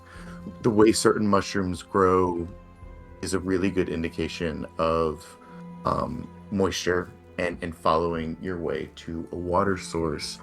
And not only that, you know, if you follow I like also I did want to do a flavor thing too for this. I think will help this too. Yeah, What I was absolutely. trying to do before we went to sleep was take my 2 arrows that I had right when I fell asleep with, and use those as dowel rods, also known as water witching or dowsing, and use those to try to find a water source. So, is it just like 2 regular arrows that you're Just fashioning? two regular arrows to do the pseudoscience of looking for water with 2 sticks. Yeah, I Love it. a little bit of like, this is what they mean by gnomish magic. You know? Yeah. Like, oh, it- I love it. It's magic works differently for everybody, and in using this method and following the signs that you're familiar with, Kitland eventually leads you to this massive chamber where you see these glowing crystals and these huge mushrooms. He points out which ones are good for making into papers, which ones are good for using as lumber, which mushrooms are edible, which mushrooms can ignite light when you need it. There are some mushrooms that you can like use them to brew really spicy like ingredients for your food and make like a really strong whiskey out of it. And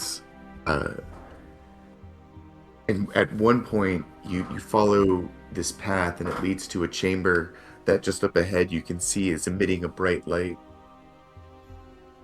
Excuse me. And as you enter this chamber, you see that there are dozens of ants the size of like steer just marching across the walls of this massive tunnel-shaped hallway you find yourselves in. And the ants are crawling out of one hole and kind of spiraling across the curve of the roof down another hall, and you just see a hole, and you see dozens of them just coming out. And you see in their abdomens just kind of glowing with what appears like to be magma just swirling in the back of them, causing this room to just glow with like a lava lamp kind of like hue. You make your way through, and as you guys travel through the Underdark, you can also spend some time each day determining if you want to move at a slow, a normal, or a fast pace. And I think you would be behooved to move at a slower pace in the first couple of days as you get your bearings, knowing there's no need for speed unless you're in like some immediate danger, Kidland. So that's the pace we're going to kind of travel, at least for the first few days, unless you guys want to specify, hey, no, we want to move faster than this. But we're going to start kind of at a slower pace. Because it's important to track out the immediate surroundings and get a grasp of, what can I find? So some of these tunnels may loop back around to where you started, and I think there have been a few moments where you've gone, in twists and turns and kind of backtrack a little bit. But based on the survivor rules, Caitlin, you've been doing a really good job following these paths. And during your time traveling each day, and I'm marking, the ones you succeed and fail on, because if you get lost for too long, that's when things can start to get really, really dicey down here. But so far, you're doing a pretty good job of getting your bearings. And each day you can spend some time foraging for more resources, some more food and water. It would be a separate survival check from the one we're going to do at the start of the day to see if you get lost this day or if you stay on path. Would anyone like to do that? You can also help other people do that and maybe give them advantage. And you can use any spells or abilities you think may help with that during these travel times. My goal is water right now with the Dalrod arrows. So each day of travel, you can roll to forage, and with those dowel rods, I'll say if you're searching for water, like I think I'll give you like a higher chance that during those foraging attempts you'll find water. You know what I mean? Because I've got like kind of a, if you roll this or this, you get this. Can those be my like navigator's tools that we're talking about? They're like to add just my proficiency bonus. We'll say specifically for rolls searching for water, yes, you can add that to the roll. You can add that bonus to the roll. 100%. That's fantastic. I love that. That's a really cool use of that ability. I like that.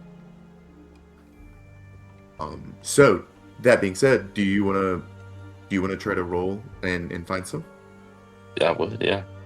Cool. Survival. And just to clarify too, so any player can make this roll, but you'll only succeed on it like once a day, right? So it's like if Kitlin does it well, and Staris can't say, "Oh, I want to do it too." You've already done it like once for the day. But if Kitlin fails, and then Staris wants to, she can. But if you fail multiple times, that might lead to some unpleasant moments because you're spending too much time in one place. And So, you said we could help with the tasks too, right? Absolutely. All right. Yeah, Staris goes and helps Kitland and wants to know more about these divining rods.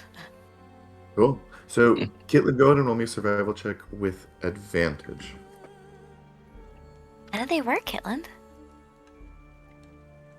Well, you mill them around in the dirt like this, and then you just sort of intuit what they tell you.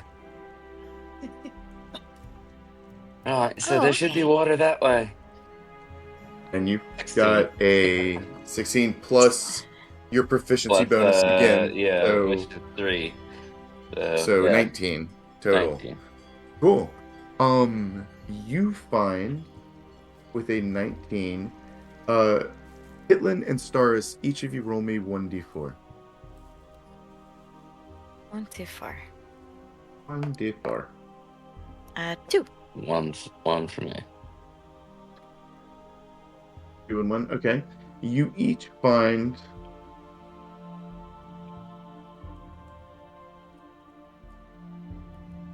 Sorry. I found it. You find a room with these large cask-shaped fungus. And Kitland, you recognize these as barrel stalk. They're like these huge kind of like tubed blue stalky fungus. They almost kind of look like coral growing out of the Underdark. And you see kind of nibbling on it is this small, really, really young Kruthic. Before you go, "Aw, a baby," let me show you a picture. Hold. Hold for baby.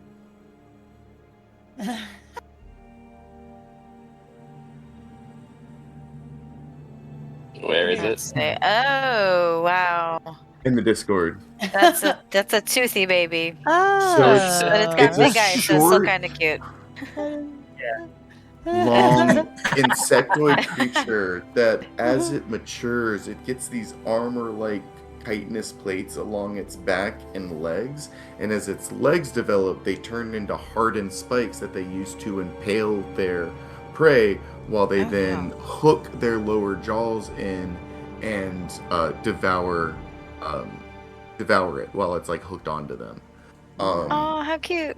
In their adult form, they can travel in swarms, and like a swarm of them could take out an entire colony like that.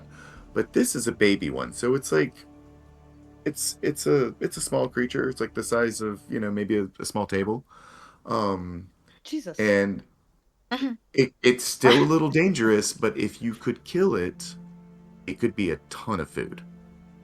Or you guys could wait maybe 10, 15 minutes, let it eat a little bit of the barrel stalk, and it'll eventually wander off. Hopefully, it won't bring its parents back here, and you can harvest barrel stalks for water.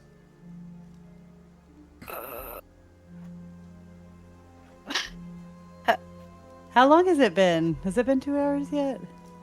I'll say it has. I'll say your 8 Cool. form probably ended about 30 minutes ago, Bernie. Okay, great. 45 minutes ago. As I come out of my forum, and we're all kind of staring at this little baby.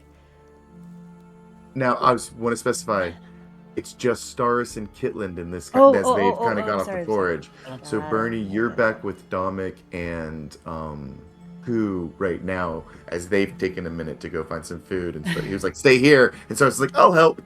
And so this is what they found. And in the time it would take you to go and find them, this thing would probably have like wandered off by then. You know what I mean? Yes. Okay, I'm with Dominic and Ku, right? Correct. Okay. Right then, as I've shaken off my forum and I'm back to Bernie, and we're kind of sitting there. Right. Well, Dominic, I know you said that we're running low on water. Is that correct?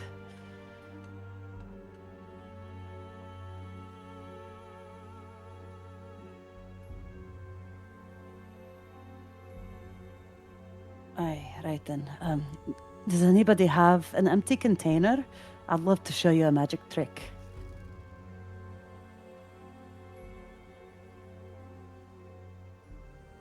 I will say each water skin, does it specify how much it holds?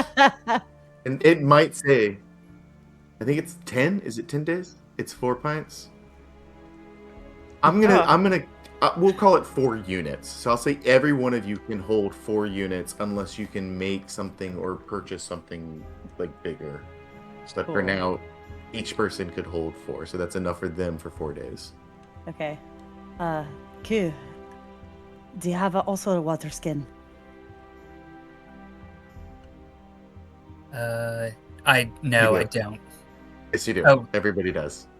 Okay.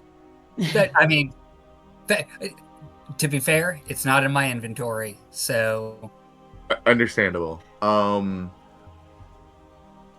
think you don't have anything in your inventory, but this is like a game mechanic that I'm allowing each player to be able to do, and I don't want to take that away from you just because of the circumstances of your story. okay. I mean, that's fair. And again, Somebody had a spare water skin on them. Somebody, I think your companions had Yeah. enough to There give was a you like a flask pack. enough. Yeah. Yeah, so you can add you can basically add like the starting inventory for your class to your backpack if you have absolutely nothing right now, because that is just what your companions had.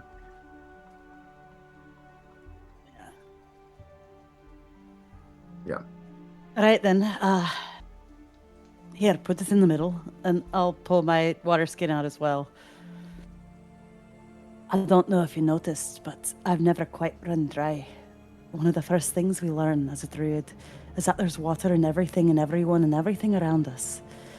And Bernie's going to take her hand and kind of press it onto the ground, and then she's going to uncork her water flask and mutter a few words, and like a soft light, yellow light is going to come out of her water flask and pull a water drop out, and that's going to go into both Domik and Koo's flasks, and they're going to immediately fill up and actually start overflowing as I cast Create or Destroy Water. Awesome. Oh, awesome. So between the three of you collecting 4 units of water each, we'll add 12 more units of water to our count. Woohoo! Yay! Yeah. Nope. All right. We cut back to Staris and Kitland watching this small insectoid creature nibbling at these very precious stalks. All right, Staris. We don't mess with these ones. Their parents are nasty buggers. Let me show you how we collect water here in the Underdark. And I'll take off my clothes and do stone camouflage and try to wait for it to leave, to scuttle up, and then yeah. Okay. If she wants to kill it, but this is how I'm trying to show her how we collect, how I've always collected water. Is you wait with stone camouflage, and then you get the remains, and then sift it through your hat to get all of the nasty bits out. Yeah, I don't know that Staris would independently think of this as food. So Staris watches wide-eyed and ducks down as far as she can to make sure she is hidden from view. Awesome. So yeah, you guys just let this little baby eat its fill, and it eventually wanders off without noticing either of you and disappears. And after a few moments, waiting for it to be all good, I will say one of the 3 is pretty much unusable now because you let it eat it. But there are 2 left that are still pretty well preserved. So you can go ahead and harvest them. And they kind of got they're kind of like a cactus. They got like a hard exterior shell, and you have to kind of like puncture it, and then like the water sort of spills out of it. And I'll say between the 2 of them, there's enough for both of you to fill your skins, and we'll add another 8 Nice. units of water. And I'm gonna show Staris that like how finely knit the deep gnome's hats are, and sift out like all of the any sort of filament or crud from the thing. So it's just it's sifted through the hat into the water skin. Very cool. Very cool. Yeah, and you do see some like sediment, and like other like little whatever residue stuff kind of come out, and it does just leave this pure water, and it's really fresh, and it has this kind of almost like mushroomy, like very faint like aftertaste, but like the water is still very refreshing and pure. And then once drained, the stalks can be harvested as food as well, Kitland. So because you had 2 of them, roll me 2d6. I also love that the gnome hat is just a funnel shape. Yeah, right? The gnome hat is going to kill the BBEG. Oh yeah, it can also do this. Yeah. And it just In 6 years from now. Didn't show up and roll 20, but that was 7. Gnome hat wins. 7? Very, Six, very six, powerful six, and a one. reliquary. Yes. That's what you're most likely to roll when you roll 2d6. Yeah. So you also harvest an additional 7 units of food. Zaman, are you just gonna be keeping tracks? Yeah. Okay. Cool. I have 25 food and 25 water. That's hilarious. I have 29 food and 29 water. I'm keeping track. Started at 22. Did We got 8. We got 8 foods. did you guys subtract the 4 from your long rest? Oh, I don't think I did. Nope. There you go. So I'm at Yep. 25, 25. Oh, you know what though? I did, and I told you I didn't need to for the food. So Zaman, I think you were. It's 29 food. What did you have? 29 food and 25 water? Oh. I had 17 plus 8. Because you were at 5, and then you got 12. Yeah. Yeah, so 29 and 25. See? This is when multiple people That's keeping track is hilarious. good. Yes. Yay. We all kind of had the answer. Right. Ish. Ish. AI is gonna like listen to this and we're all wrong actually. 29, dude. It's gonna be like, Wow. guys. Actually. You guys are able to rejoin the rest of the group and try to make a little bit more ground after getting a pretty heavy amount, or not heavy amount, but like a decent amount of food, feeling a little bit more confident that you have gathered enough supplies to at least last you a few more days as you continue to search and travel. But these are going to be the base mechanics of traveling down here. Spending too much time foraging, not being successful in those early survival rolls could potentially lead to other encounters and other scripted encounters. So good luck. Well, also, some days we might do an encounter roll to see if you guys have an encounter, but sometimes your DM might have things prepared for you. And it just so happens that this one works out really well for what you guys are doing, because Kitlin, as you continue to use, even though you guys have foraged your foods and continue to lead this group and still continue to lead under your divining rod, because knowing that following the water is the best way to find settlements. It isn't long, another hour and a half or so, before you all start to hear a very familiar sound, the sound of running water. And just up ahead is a stream that kind of carves like a crevice between where you're coming from and where you need to continue going. The stream itself, it's moving not quickly, but it's got like a gentle pace to it. You can't tell how deep it is, but you see some stones like popping up out of the center of it, which suggests that while it may be a little treacherous, it does seem like you could forge it. It doesn't appear like super deep or something.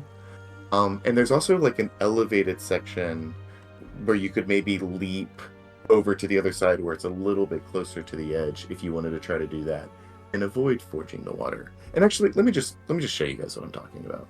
Mm-hmm.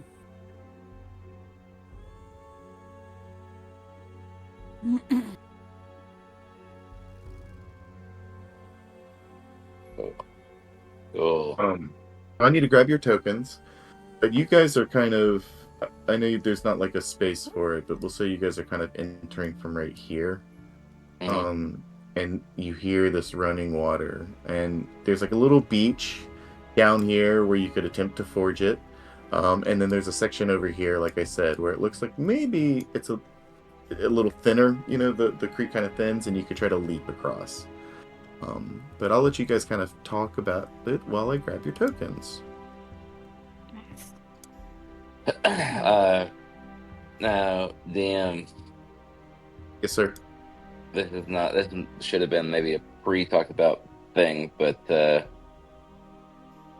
do the people from my parts avoid actual running water since we're not like the top dogs of the Underdark? Is this where like some of the bigger, stronger, the dwarves and the I've got it written down.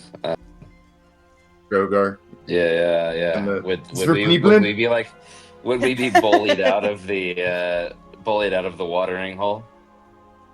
Roll me Well, here, I'll tell you this. Water is a valuable resource down here, regardless of who you are. Every, living thing needs water. So anytime there's water, there's always a valuable But I'm just resource. thinking, like, we just sucked ours out of a mushroom, Right. and we'd be like an antelope at the where there are crocodiles. Yeah, I think your intuition, Mhm. everything is dangerous in the Underdark. Your intuition sure. serves you well. And I think, yes, this appears shallow. So, like I said, it looks like you could potentially forge across it. So, not nothing like, out of like a H.P. Lovecraft novel, maybe. But even in shallow water, there could be dangerous things. Um, roll me. But I do think, yeah, I think the mushrooms generally the safer bet, right? Roll me a nature check, Pippin.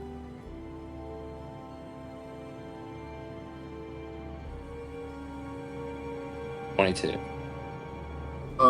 I'll say with the 22, and you kind of take in the surroundings, it's really shallow water, so you would have to be afraid, not afraid, but like your concern here would be, like quippers, which are like small, kind of blind piranha creatures that like are really attracted to movement. There's a bunch of other creatures I can't pronounce, like a Ixkitl, which are like these like Yeah. weird stingray creatures with barbed Well, wire. I'm not concerned about the animals so much as I am like the other species of humanoids that would bully the deep gnomes. Oh, I In, see. Gotcha. I in misunderstood. yeah, Understood. yeah, Oh yeah, roll me a history check. But even regardless if you roll, you'll get some information. But yeah. sure.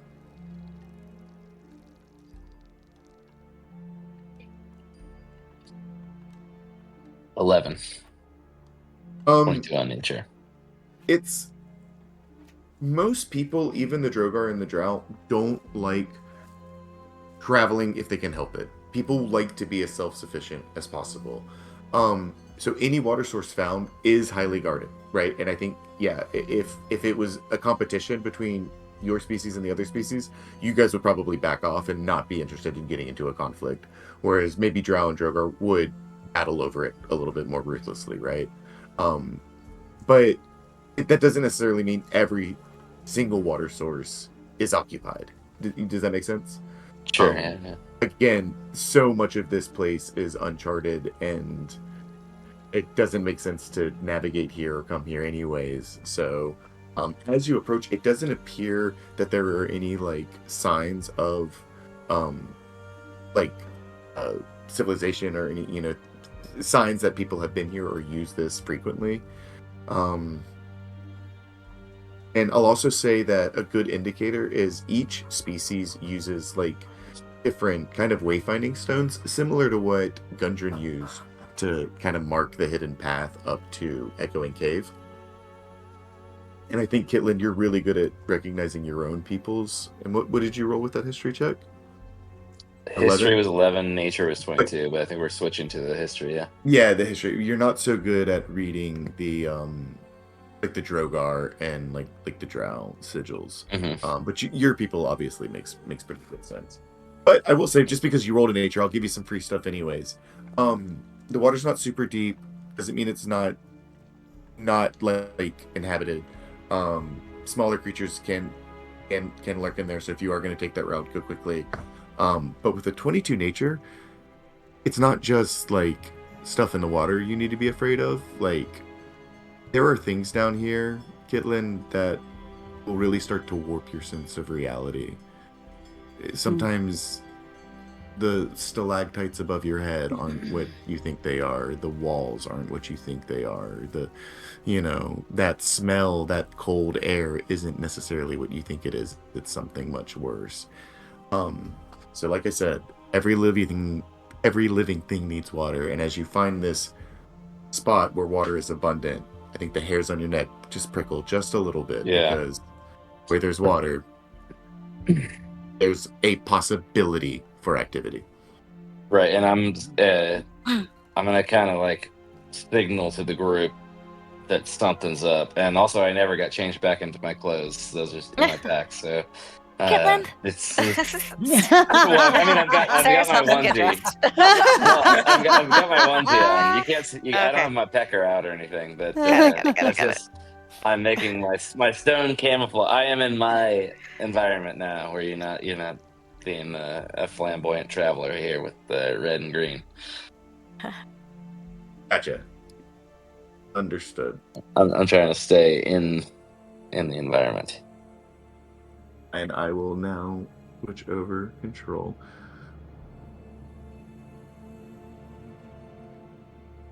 So, would you guys like to try to forge ahead, or would you like to try to leap across?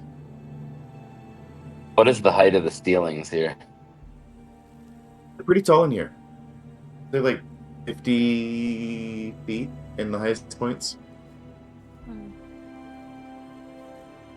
Okay, is there a short point next to us? What do you mean by short point? Like a 30 short feet. distance 30 across? feet. 30 feet to the ceiling. Seems like a wide, Mm-mm. long way across. There might be like some tall stalactites at the tip of them is like maybe between 30 and 40 feet above you, but I wouldn't say there's like any ceiling that's that low. It's pretty high. Okay. There's lots of rocks. Are the rocks jumpable? All right. Let me just could- scope it out here first. They're pretty Um, jagged, so jumping on them might be dangerous, but you could like try to forge out to them and use them to hold and brace yourself. Okay, cool. There does seem to be a narrow gap over there. It does get a bit Right. smaller. Let me just scope it out first, and I'll signal to you. And I'll pull the red hat out of my bag. I'll wave the red hat when it's safe to come forward. And I'll attempt to crawl up the sidewall here next to where I am, and I'm gonna go on the ceiling across all of this. So I'll be, I guess, 50 feet in the air as I move. Okay. You're just gonna like walk up the walls and take your time and cross the ceiling? Yeah. Okay. It'll take you a while to do because, like I said, it is pretty high up there. That's fine. Okay. And which wall are you climbing up? I'll jump straight. I'll run and jump with my boots to wherever Right. the first 30-foot tall stalactite is, and then I'll crawl yeah, up we'll say that this one, onto like- the ceiling. Kind of like right over here. That you Okay. can like confidently leap up to. It's hanging. Sure. Yeah, 30 feet. Ooh.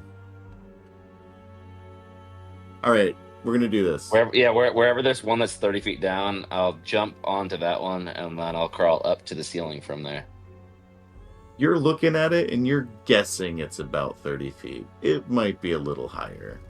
So as you like kind of take a moment to psych yourself up, I'm gonna need you to like run, jump, and give me an athletics check to see if you can clear that actually get up there, because if you don't like grab onto it, you run the risk of falling back down, you know what I mean? 23. Nice. Up there. I knew, and it is a bit of put all a my fucking stats into the right things: nature, history, and athletics. Yeah. I just need to be in my own fucking environment. There you go. You got it. You leap Fish up and water. and like one-handed Air Jordan just like grab this big stalactite, and that Spider-Man ability kicks in, and you're able to just like easily like kind of crawl up it until your feet get on it, and then go upright if you wish, and just walk up the rest of the way until you reach the ceiling. And like I said, it takes you a little bit, not too long, until you kind of have to like weave your way through some of the stalactites up here. It's not just like a flat surface where you can like sprint across. And you get about right there. Before I say anything else, are the rest of you just kind of watching him do this? Cyrus is considering scoping this out on her own. but doesn't really want to go by herself. Okay. I think Bernie would come with Staris. Yeah. While he's doing that, you want to go check out the narrow part over there? Yeah, let's go see how far across it is. Aye, I'm right behind you. Hey, did you want to We're gonna come be with very us? careful. We're tiptoeing. Staris and Bernie, can you each roll me a? Can you stop moving, please? We are one. We That's have perfect. fused. Right there. You guys roll me a perception check. Yes. You have turned into Starry. Oh, I love that drink. Perception check. 12. Oh, 11. Oh, La-di-da-di-da. Neither of those beat a 22. Oh As the boy. two of you begin to make your way towards this other ledge to investigate the area, out of the darkness, you see two almost like it feels like long, stretchy skin. This long vine of skin just whips out and attempts to wrap around both of you. would my bow have given us any warning? Ooh, surprise attack, yep. Everybody roll initiative. Oh no. Hooray! We just wanted to walk. Sorry. No, you're good. No, I love it. I love it. Great, great. And as these fleshy vines whip out of the darkness at you, this dazzling light, like colorful disco light, just shines everything, stunning the tendrils for a moment, giving you guys just enough time to react. So pretty. Oh, nice. Oh, yeah. Oh, boy. Getting away from How a we doing, signal. y'all? We sure didn't. Not good. La la la la la. La la la la la. Going for a walk. Going for a walk. La, We were la. tiptoeing. You guys are my favorite players. So quiet.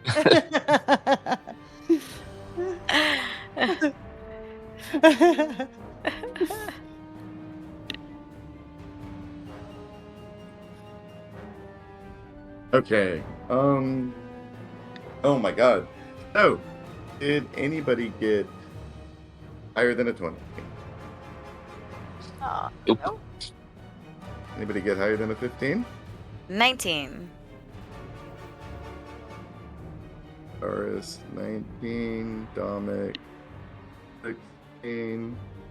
Koo, what'd you get? A 4. Nope, not you. Oh. Bernie, what'd you get? A 4. Not you. Caitlin, what'd you get? 14. Okay, that's better. Oh, that's Bernie, actually what's your perfect. dex?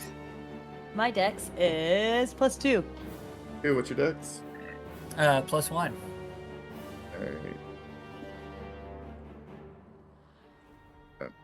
Oops, that's fine.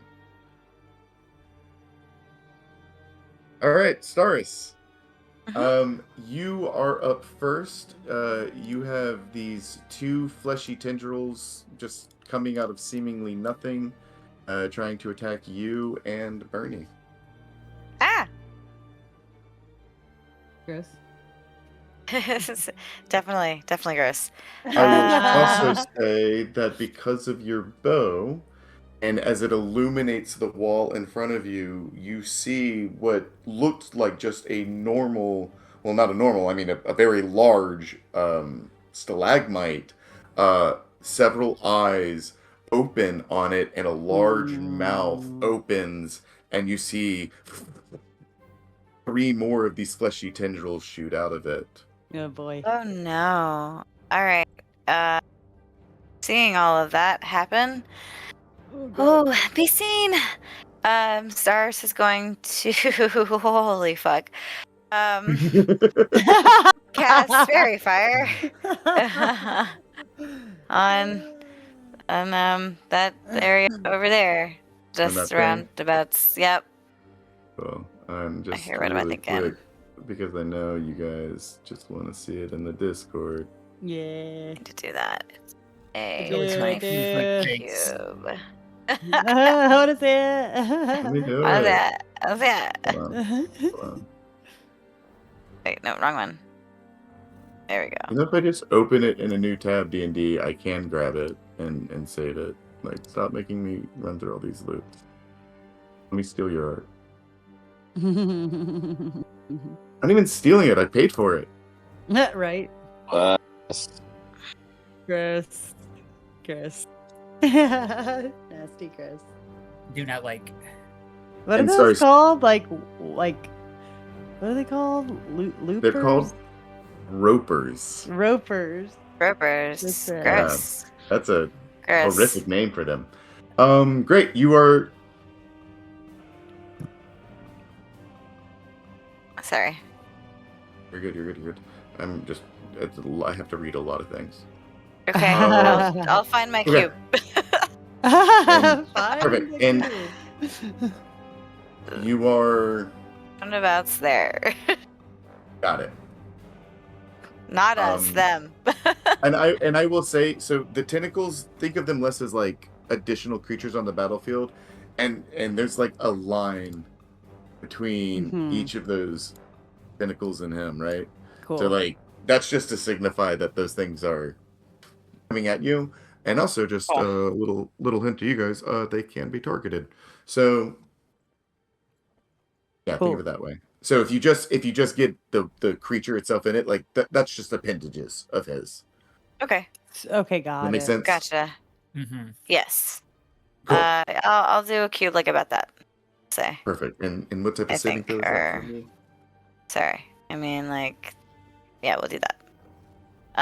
That is. What does it say? Deck safe. Okay. That is not going to succeed. So you Woo! see he just illuminates, the tendrils included, trying to whip at you and whipping around him in a frenzy. All light up like a Christmas tree. There we go.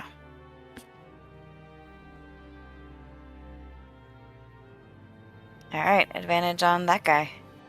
And then, well, maybe we shouldn't have gone by ourselves. Star says to Birdie and gives her bardic inspiration. Oh, nice. Great. I'll take Love it. Thank All right, end of your turn, Stars, or are you trying to move? No, well, maybe. Bah! No, it's okay. I'll be here. Okay. That is going to be your turn, Dominic. Kitland, you're on deck, and Kitland, you see, like a dazzling light, and then, you turn to look, and all of a sudden, a large rock formation turns purple, and you see it's this large creature that's trying to attack Stars and Bernie. As you're about halfway across the ceiling, 50 feet in the air, right in the center over the river. But yeah, Dominic, take it away.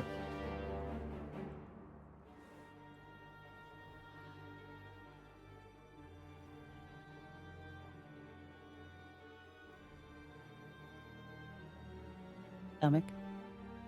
Carson. Carson.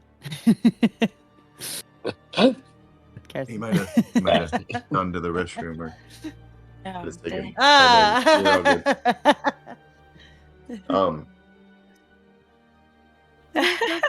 So sweet. So Stars was able to successfully cast Fairy Fire on the creature. So you now see this illuminated, just what looks, like I said, like a large rock formation. All these eyes open up, these like yellow, sickly-looking eyes. This large mouth in the center of it, and several fleshy tentacles reaching out around it, and they look long.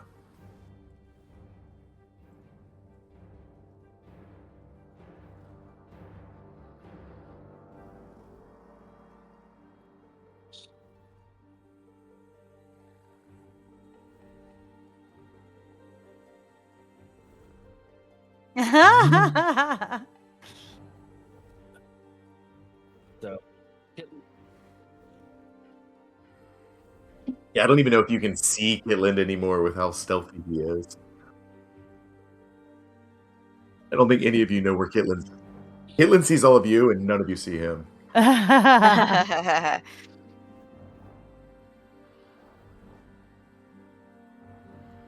Mm-hmm. Mm-hmm.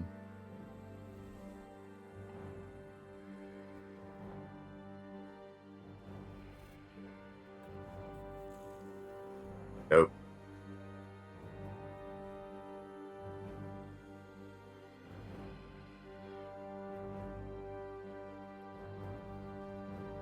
Okay. Yeah.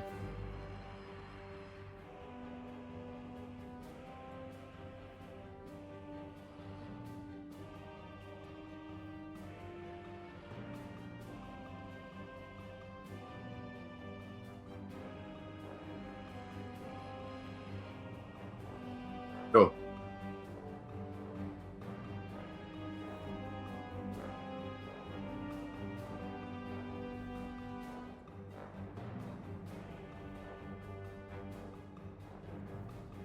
Okay.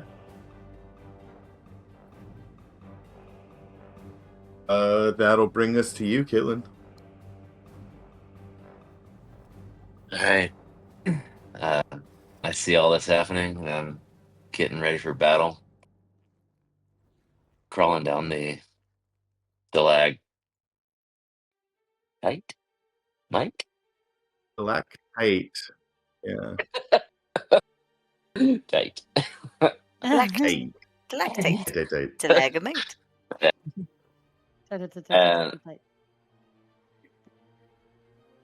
I'm trying to like channel my stone camouflage, but as I sort of, remember like the very early days of leaving the cave with Pamela, the memory of her sort of stalking a snapping plant, whatever those ones are called, Venus flytrap, Mm-hmm. and her like getting real low and wiggling her tail and about ready to pounce on it. And I try to just do my regular stone camouflage up on this thing, but I'm a little stronger now, and I'm a little bit more magic and something. But I'm gonna cast Ambush Prey Ooh. at second level, and my primal predatory energies perfectly conceal my presence. I become invisible Fuck for the yeah. spell's duration, granting me advantage on all stealth checks to remain hidden. The invisibility will last for the duration of the spell. However, moving 5 feet from your position will it will end it.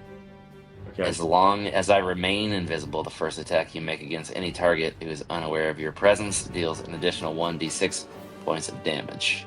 Oh, nice. And this is new to Oh, me, yeah. so yeah, I was expecting just to be like kind of more stone looking in my eyes ago, but I just turned full invisible. Yeah. So, I think cheers, Pamela, on that one. And that's my action. And I'm upside down, bowed, ready as a little sentinel on the ceiling. I will bonus action cast. Oops. Not that. Don't look at that. Yeah. I'm going to bonus action cast Ensnaring Strike for the next creature that I hit. okay. It's going to make Thorny Vines trap them Okay. with an arrow. So I'm just a upside down sentinel, invisible sentinel on the ceiling, ready for more action. Nice. And are There you go. either There's the security of those camera. are either of those concentration spells? The second one is concentration. The first one is not. Nope. So the only way the invisibility gets broken is if like I actively do something to break it or if you move. Move 5 feet, and then Oh, that's a cool spell. as long as you remain invisible, the first attack you make against any target who is unaware of your presence deals. Yeah, the attack Okay. ends the spell. So the first attack, I will come back into visibility. Oh, I see. I see the last one. Got it. Cool. Yep. Cool. All right. That'll bring it to my turn. No. And I am going to attack Ernie Staris, and you see another Ashy tendril come out and attack you, Dominic.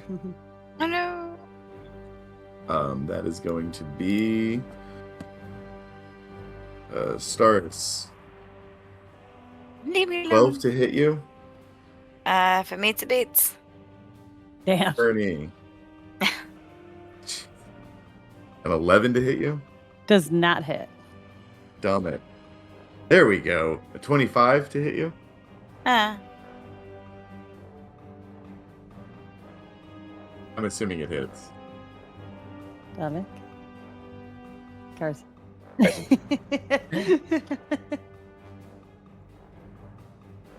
No worries.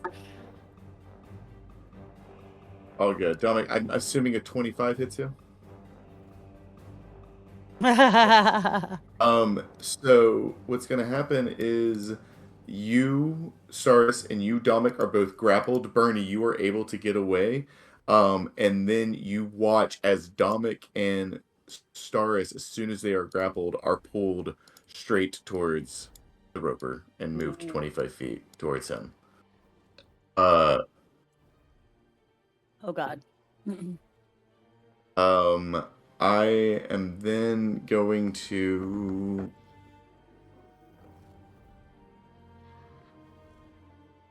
Dominic, does a 19 hit you? The creature pulling both of you in decides to pull Dominic into his mouth and bite down on him, dealing 15 piercing damage. Oh, no! Oh no!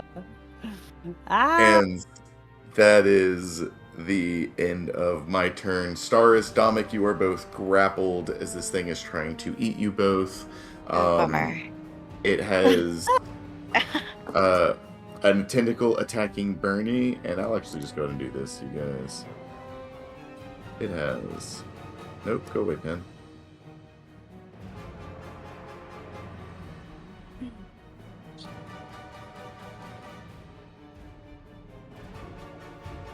Grappled.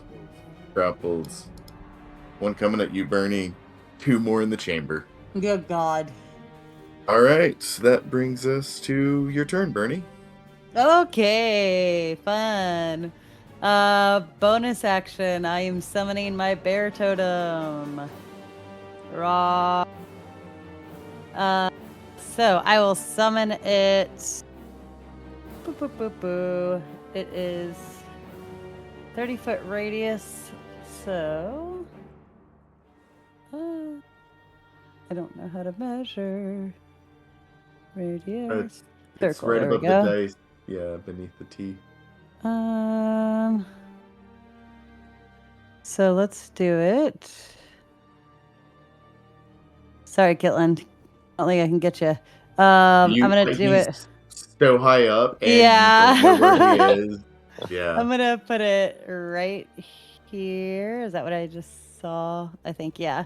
Where I get everybody, I believe. Is that right? Yes. Yeah, I'm gonna stick it right there. So everybody What's the size of the aura? 30 feet radius. Nice. And everybody is going to get 10 temporary hit points. Move it down. Who's like, Cool. Like if it's right behind you, it gets a. You see what I mean? Yes. It'd be right Thank down you. Us. Yeah, that's perfect. Cool. So everybody gets 10 temp HP. And then for my action, I am going to cast Flaming Sphere. And I will cast it right here. Actually, can I cast it like right there, like right next to the looper? He's occupying that space, so the Okay, cool. Yeah, yeah, right there's good. yeah. Cool. And you said flaming sphere. Yep. Bernie's gonna take a little piece of charcoal out of her pouch and blow some embers onto it out of her mouth, and it's gonna light up, and she's gonna toss it, and it's gonna, in midair, start to form into a giant fireball and land on the ground next to the creature. The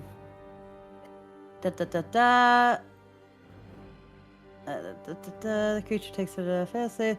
Bonus action with sphere.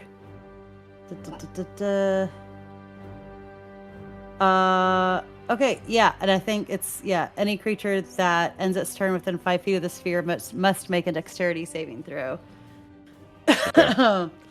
And takes 2d6 on a failed save or half as much damage on a successful one. Okay. And I will move around this way. 5, 10 to stay within range of that guy.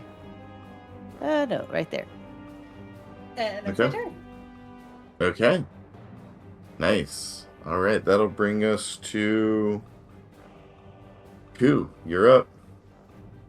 All right, let's. Actually, Yeah. sorry, DM. I don't want it to be next to Staris because I don't want her to take fire damage. Okay, If it's so possible to move it like right there. it could be like here, even, or Yeah, here, that's cool. or Yeah, there. yeah. Let's do right there if that's okay. Yeah, that works. Cool, thank you. Those tendrils, those tentacles, they're like a part of him, right? So they're not like occupying the space. Cool. Cool. Ku, take it away. Yeah, I'll just move up a little bit and begin incanting. It almost sounds like I don't know, like a melodic and measured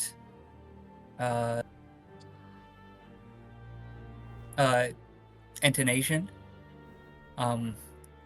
But I will cast Mind Sliver against this giant thing over here. Nice. Okay. Where it will try and succeed an intelligence saving throw. Oh yeah. You can do that How all day. smart Let's go. is it? I got a nat 20. Okay. No! For hold on.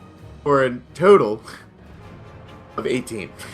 Okay. Oh my God. That does. So I will deal half damage. Okay. So 3 damage. Psychic, as I kind of like syncopate with the wavelength of this creature's mind. Yeah, you see it's like fleshy tendrils kind of warble a little bit as your spell takes effects, but it does seem to resist the bulk of it, as its mind is such a like alien concept to you. You haven't quite attuned to how to disrupt it just yet. And that is going to be my turn. Let me see. Do we even do bonus actions over here? Nope, not even a little bit. Yep, that's what I got. All right, so at the end of Ku's turn, that brings us back to the top of the order, and I just want to check in with the party really quick. How is everybody feeling? Do we want to try to push through this fight, or would you rather end Yeah, brother. here? Yeah. I unfortunately. I think I want that. Same. I'm with you. I have to go to Cancun tomorrow morning. I still have to finish packing. Then So I've got to get up at like 6 a.m. Unfortunately. But I'm getting over a cold, so I'm feeling a little tired too. Yeah. No. So that's 1 for, 2 against. I am down to let this be a democracy, but obviously if you're not going to stay, you can just log off and let the others live with their choices, right? Are we cool with kind of wrapping it up here and picking up Yes. Okay. Oh, yeah. That's So sorry, real Be quick good to y'all. dude. Yeah. bef- bef-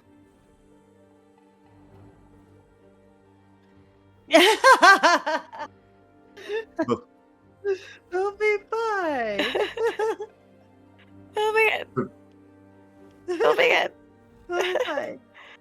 Hitland, Damned if we do, damned if we don't. As Dominic Hitland, said, is as being chomped. you stay hidden, unseen, literally invisible among the stalactites, standing fully upright, but completely upside down, arrow nocked, bow at the ready, you watch as your friends discover firsthand a very, very valuable lesson. The Underdark is fucking dangerous. Yep. I can't walk And that's 20 feet. And that's where we will end tonight's session. We'll pick up here. Real quick, before we go, thank you guys for playing. So fun. Thank you. Oh my God. Let's talk next session. I know you're going to be in Cancun. Just for this week. I'll be it's a short okay. trip. So I'll be back on Thursday. Gotcha. And then What about the 31st, yeah. if we wanted to try again next Monday? Next Because Monday? the Sounds following good. Monday is Labor Day, and Dragon that's Con. Dragon Oh Con. my Yeah. And the 14th, I feel like I have something that day I need to confirm. So I think the 21st or 28th would be when I get like freed up again. And I'd hate to go that long after already taking a long break. So Yes. I could And pick I it up. will be out of town, just so y'all know. I'll be out of town the 14th through the 29th, essentially. So Okay, kind of like yeah. the second half of September, I'll be out of town. So yeah, as many or whatever works before then. Okay, so maybe then we could do something like that weekends, like the 3rd or the 4th. I know that's like our anniversary weekend, Dre, but I kind of didn't want to schedule it on the 5th, which is our actual anniversary. What about like September 10th? Or like that weekend? Well, we're getting kind of far ahead of ourselves, but yeah, that could potentially work. But are we good to try again or play again? Yeah, Yeah. 31st works. Yes. Yep. Yeah. Next Monday, I'm down. Perfect. Oh yeah. Hell Sweet. yeah. Cool. All right. Well, good Yes. luck. We're just getting started, Oh my and God. yeah, I think Not that Stars has thought of this yet, but maybe we can eat it. Hey, yeah, good food. Everything's yeah, sweet we're down just here? starting this whole campaign into a delicious and dungeon campaign now. Oh where you my just have to gosh. kill things and eat them and survive. I But love we're it. gonna get a little survival horror moving forward. So just gonna, checking in and things are gonna get a little dark, a little twisted, a little like, mind fucky. But yeah, if I do anything and you guys are like, hey, that was way too weird or a little creepy or uncomfortable, please let me know. I don't think it will get to that, but I still want to say it just so it's said. Yeah. I don't think you do that to us, but Yeah. yeah, no, Yeah. that's